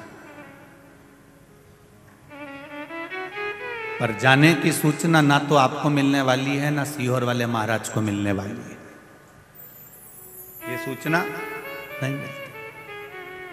हाँ, कहीं का और पहुंचा हुआ हो तो उसको जरूर मिल सकती है कि वो बता सकते हो कि आप और हम कब जाएंगे, तो ये बात दूसरी। कहीं का विद्वान हो बहुत प्रबल, पर मेरे महाकाल से ज्यादा उस महाकाल से बढ़कर दुनिया में कोई कालाधिपति पैदा ही नहीं हुआ, यह मेरा विश्वास कहता है। जो भाग्य में रच दिया है उस भाग्य को कोई पलट नहीं सका। माता जानकी जी और राम जी के विवाह की आज वर्षगांठ है, आप सबको बधाई है, बहुत बहुत।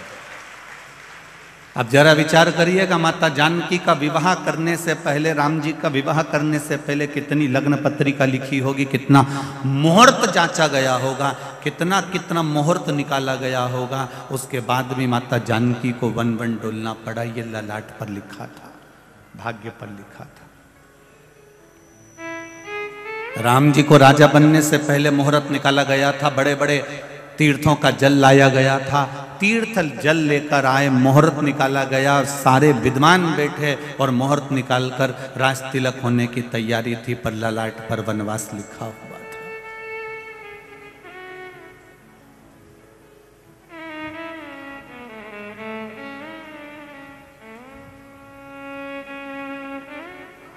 भगवान कृष्ण स्वयं नारायण पृथ्वी पर जन्म ले रहे हैं, पर उनको रहने के लिए कारागार, कोठरी मिली थी। जरा विचार करिए।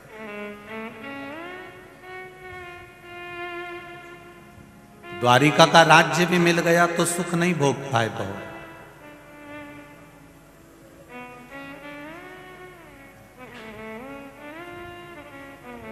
महाराज, ये मनुष्य जन्म, मरण और परण, जन्म भी मेरे परमात्मा के हाथ में है, मृत्यु मेरे परमात्मा के हाथ में है, और मंगल विवाह ये भी परमात्मा के हाथ में है। किसका कब होना है उसने लिख कर दे दिया, बस उसी घड़ी, उसी पल, उसी नक्षत्र में, उसी समय होगा, चाहे आप 7 ताले में बंद क्यों ना कर दिए।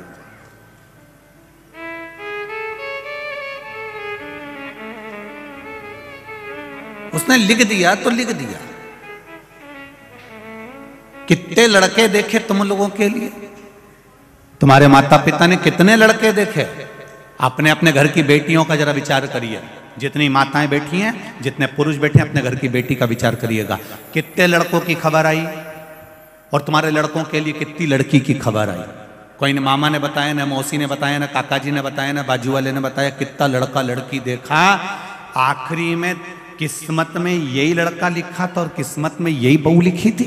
इतना देखने के बाद, और तुम्हारे जैसा देखने वाला जो सब्जी का ठेले पे से आलू हो चाहे टमाटर हो 25 बार छाट छाट के लाए, तो लड़की के लिए लड़का क्या तुम छाट के नहीं लाई हो, और लड़के के लिए लड़की तुम छाट के नहीं लाई हो। जरा विचार करो, एक छोरे के लिए बहू ढूंढने गई तो 50 बार विचार करा, नी की नाक लंबी है, नी ये अच्छी दिख रही है, नी एक ही सांवला कलर है, कोई बात नहीं, छत तो अच्छी है, बढ़िया है, जोरदार है, परिवार अच्छा है, कुटुंब अच्छा है, इनके माता पिता अच्छे हैं, बड़े संस्कारी थे, सब छाट के लेके आई थी। पर तुझे क्या मालूम था कि आते सी चंद्र घंटा हो जाएगी? तेरे को क्या मालूम था? आई तो अच्छी थी, जोरदार थी।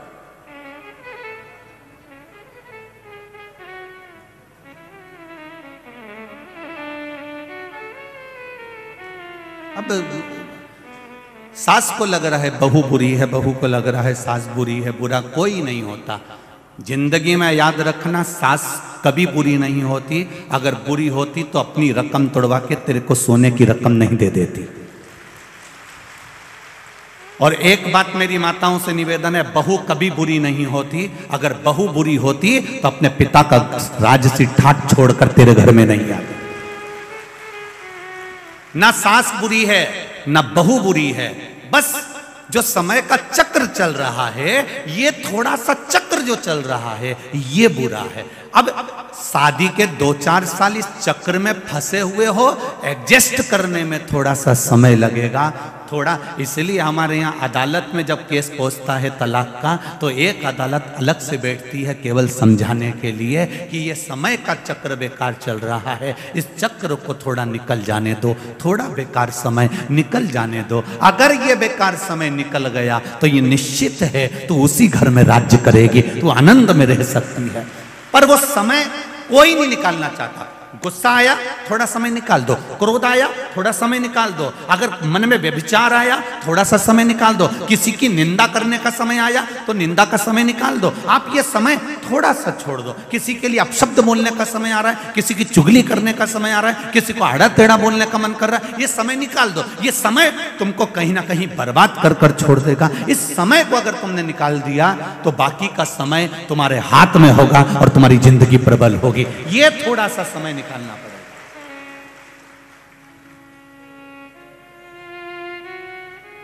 हम समय निकालना नहीं जानते। बहू ने कुछ बोला, तुमने पलट कर जवाब दे दिया। सास ने कुछ बोला, बहू ने पलट कर जवाब दे दिया। कभी विचार तो कर। बहू से भी निवेदन है कि कभी विचार करो। क्या सास बुरी है? नहीं। बुरी होती तो शादी में नाचती नहीं, मेहंदी नहीं लगाती, तेरे पाँव की नाप के चप्पल नहीं लाती, पूछ पूछ के हाथ की चूड़ी का गाला बनवा के सोने की चूड़ी बनवा के लाई। बेचारी खुद नहीं पहनी, ऐसी जोरदार जोरदार साड़ी तेरे को चढ़ाई, और डोकरी तो एक दो साड़ी में अपनी जिंदगी निकाल दी। जरा विचार कर कि सास बुरी नहीं है और ना बहू बुरी है। केवल एक समय जो हमारे सामने चल रहा है, इस समय को थोड़ा सा निकाल दीजिए। बुरा बोल रही है ना, बोलने दो, अपन को समय निकालना है, कोई बात नहीं, समय निकाल दो थोड़ा सा। वो अपशब्द बोल रही है, तुम प्रसन्न होकर समय निकाल दो। बहू ने कुछ कह दिया, सास से निवेदन है तुम अपना मन कहीं भगवान की भक्ति में लगा, थोड़ा सा समय निकालो। ये समय अगर निकल गया तो तुम्हारे बेटे का, बेटी का घर नहीं टूटेगा और वो घर संभल जाएगा। हम समय निकालना नहीं जानते। हम तो बस जरा सा किसी ने कहा तेरे को इतनी तकलीफ है, अभी रुक जा, तू रुक अभी आ। और दक्ष प्रजापति जैसे तैयार होकर सामने खड़े हो गए। श्राप दे दिया चंद्रदेव को, काया का रोग हो जाए तेरे को। दामाद को अगर काया का रोग हो गया तो भोगना किसको पड़ा? अरे बोलो तो री जीजियो, भोगना किसको पड़ा? बेटियों को। वो सारे सब दूर हाथ जोड़ती फिर रही, मेरा पति अच्छा कर दो, मेरा पति अच्छा कर दो, मेरा पति अच्छा कर दो। तुमने किसी के यहां जाकर कह दिया हम तो हमारी सास से परेशान हो गए, भगवान ऐसा कर दे मेरी सास को पलंग पे पटक दे, पटक दे मेरे भगवान मेरी सास को पलंग पे, इसका मुंह बंद कर दे। अब भगवान ने मुंह भी बंद कर दिया, पड़ी पलंग पे। अब खिला खाना, दलिया बना, जा गुड़ की थुली बना, लापसी बना। अब धीरे से उसको उठा के बिठा, फिर चम्मच से पिला, पिला, तू नहीं मांगा था।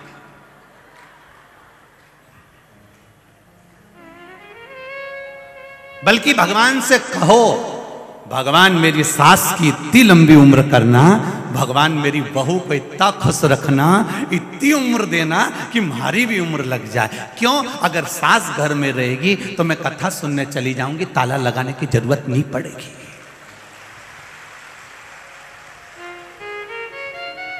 बहू घर में रहेगी तो मैं कथा सुनने चली जाऊंगी, ताला लगाने की जरूरत नहीं पड़ेगी। अगर घर में सास नहीं रहेगी और अकेली रह गई मैं, तो फिर क्या करोगे?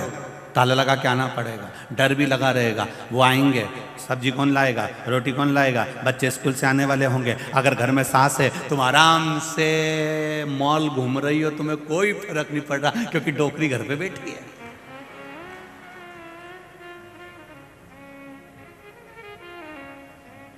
और डोकरी अगर मंदिर में बैठी है तो बहू घर पे बैठी है। सुख तो सोचो कितना सुख है हमारे जीवन में, और हम जरा सी बात में बस।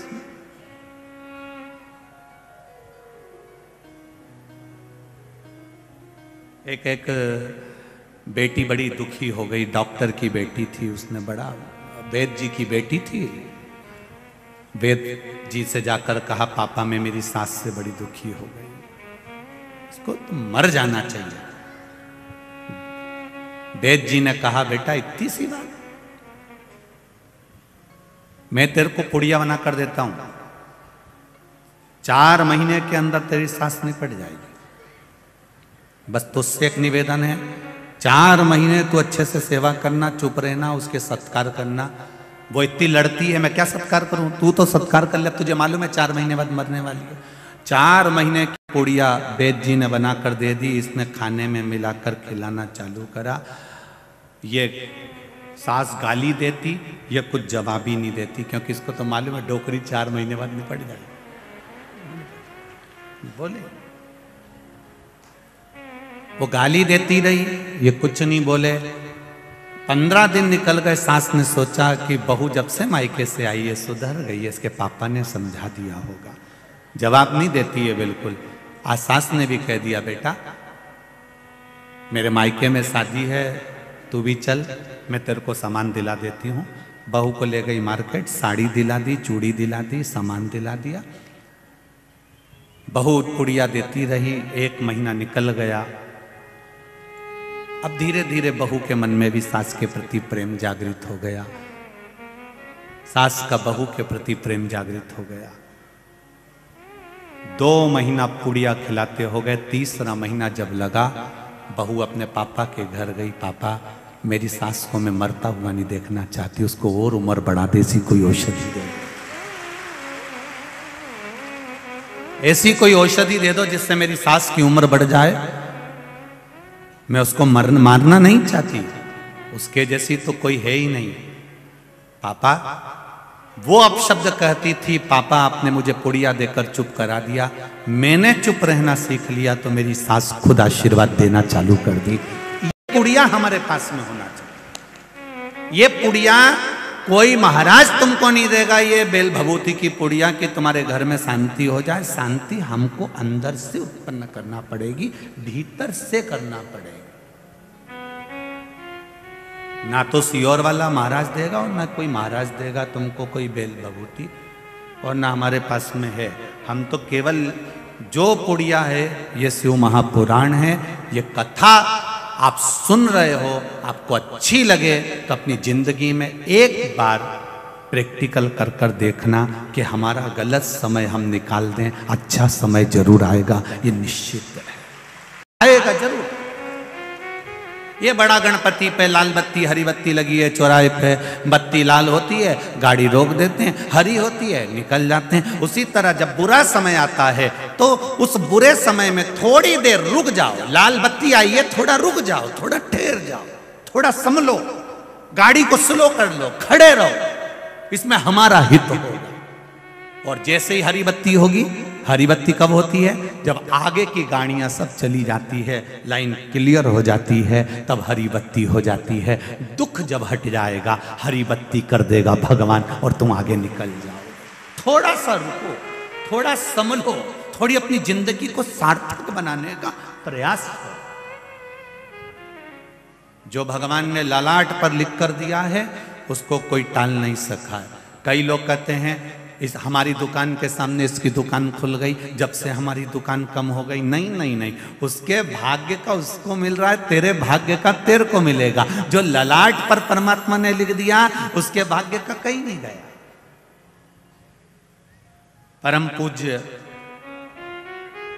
वैकुंठवासी श्री राजेश्वरानंद जी महाराज अपनी भाषा में कहते थे, परमात्मा के खाते में जितना लिखा होता है मनुष्य उतना ही खाता है। कितना खाता है? जितना, जम के बोलो जरा, खाते में लिखा। और अगर वो ज्यादा खाता है तो फिर ऊपर जाता है। ये राजेश्वरानंद जी कह रहा है। वैकुंठवासी श्री राजेश्वरानंद जी ने अपनी वाणी में अपने रामचरितमानस के अंतर्गत वर्णन किया, खाते में लिखा है उतना ही खाएगा, और अगर ज्यादा खाता है तो सीधे खाते से ज्यादा कोई नहीं खा सकता। कोई कहता है इसने हमारा भाग्य काट लिया, कोई कहता है इसने हमारी रोजी रोटी छीन ली, कोई कहता है हमारा ये काम छीन लिया, कोई कहता है इसने हमारा ये काम छीन लिया। नहीं नहीं, संसार में कोई पैदा नहीं हुआ जो आपका कोई हक छीन ले। आपके हक का आप 7 ताले में भी बंद हो जाओ, आपको आपके हक का मिलेगा जरूर। भगवान ने पेड़ दिया है तो पोषण भी करेगा जरूर, उसके ऊपर नीचे।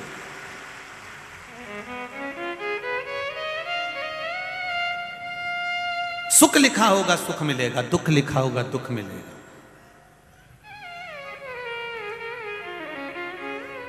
हमको तो इतना बड़ा कार्य मिल रहा था, हमको इतना बड़ा टेंडर मिल रहा था, दूसरे ने भांजी मार दी, वो टेंडर ले लिया। ले लेने जाना, उसने भाग्य में लिखा होगा तो इससे जोरदार मिलेगा। बस भरोसा मत तोड़ना, तो विश्वास मत छोड़ना। तो तो उस परमात्मा पर पूर्ण भरोसा कर कर रखना। और जब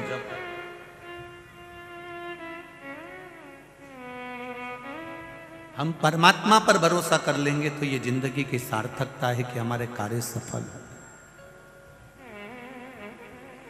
कोई कहता है हमको अंग्रेजी आती है, कोई कहता है मेरे को 2 भाषा आती है, कोई कहता है मेरे को 3 भाषा आती है, कोई कहता है मुझको हिंदी आती है, कोई कहता है मुझे तमिल आती है, कोई कहता है मुझे मराठी आती है, कोई कहता है मुझे संस्कृत आती है, कोई कहता है मुझे इंग्लिश आती है, कोई कहता है मैं फारसी भाषा बोल लेता हूँ। पर निवेदन केवल इतना सा होगा, दुनिया के लोग कोई सी भी भाषा बोलें, आप मेरे शंकर को जो समझ में आ जाए वो प्रेम की भाषा सबसे बोलो, शिव को प्रिय लगना चाहिए।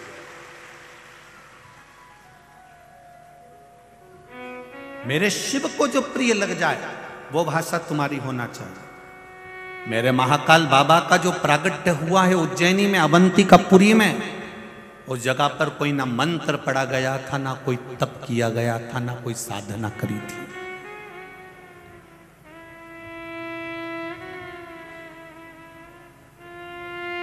ना कोई साधना थी, ना कोई तप था, ना कोई मंत्र था, ना कोई तंत्र था। केवल एक 6 वर्ष का लड़का था और शिव थे, उसके सिवाय कुछ नहीं। और जैसे आपके घर के बच्चे सावन के महीने में छोटी सी झांकी बनाते हैं, बोलो बनाते कि बनाते? घर घर के गांव में तो छोटे छोटे बच्चे ऐसी वो डंडी तोड़ लाते हैं, ऊपर सब डंडा बांध बुना के उस पर पत्ता पत्ती डाल के नीचे मिट्टी घोल के शिवलिंग बना देते हैं, फिर उसमें छोटा सा बल्ब लगा देते हैं, फिर पत्ता पत्ती तोड़कर उसको सजा देते हैं। शिवरात्रि पर सावन के महीने में बच्चे बहुत झांकी बनाते हैं। अब लोगों ने वो तो ये नाटक और फिल्मों ने बच्चों को बर्बाद कर दिया, नहीं तो पहले गांव में छोटी छोटी झांकी शिवरात्रि पर और सावन महीने में तो खूब बनती थी। और बच्चों को ये भी नहीं मालूम पड़ता था कि ये जो बेशरम की डंडी है ये नल्ले के पास लगे, हम तो उससे भी भगवान की झांकी बना देते थे। जो भगवान को प्रिय भी नहीं, हमने तो फिर भी नहीं देखा कि भगवान को क्या प्रिय था, क्या प्रिय था।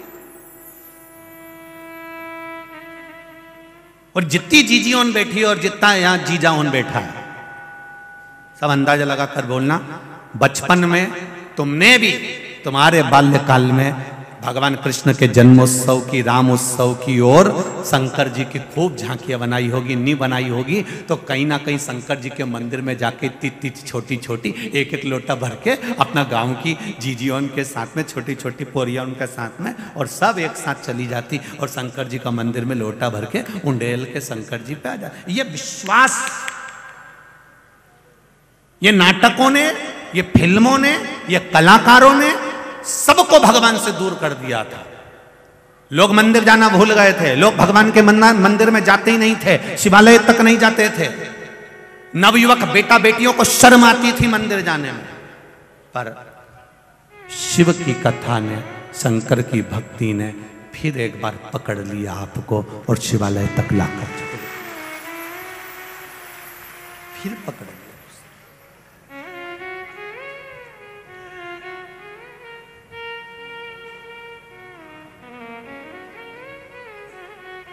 कितना शिव की भक्ति, कितना अनुमोदन। कोरोना के पहले और कोरोना के बाद में, ये कोरोना से जो आप लोग टीवी पर कथा सुन रहे हैं उसके पहले का समय देखिएगा। जिन जिन के घर में अभिषेक भी होते थे तो साल में एकाध अभिषेक हो जाता था तो हो जाता था। अब लोगों के मन में इतना भाव जागृत हो गया कि कम से कम प्रदोष में या शिवरात्रि पर या कभी ना कभी वो ब्राह्मण देवता को बुला ही लेते हैं और एक आध दो अभिषेक साल में जहां एक होते थे वहां 2-3 हो ही जाते हैं। ये क्रम शिव भक्ति का जो जागृत हुआ है उसका एक आनंद हमारे जीवन में अपने आप मिला, अपने आप प्राप्त हुआ।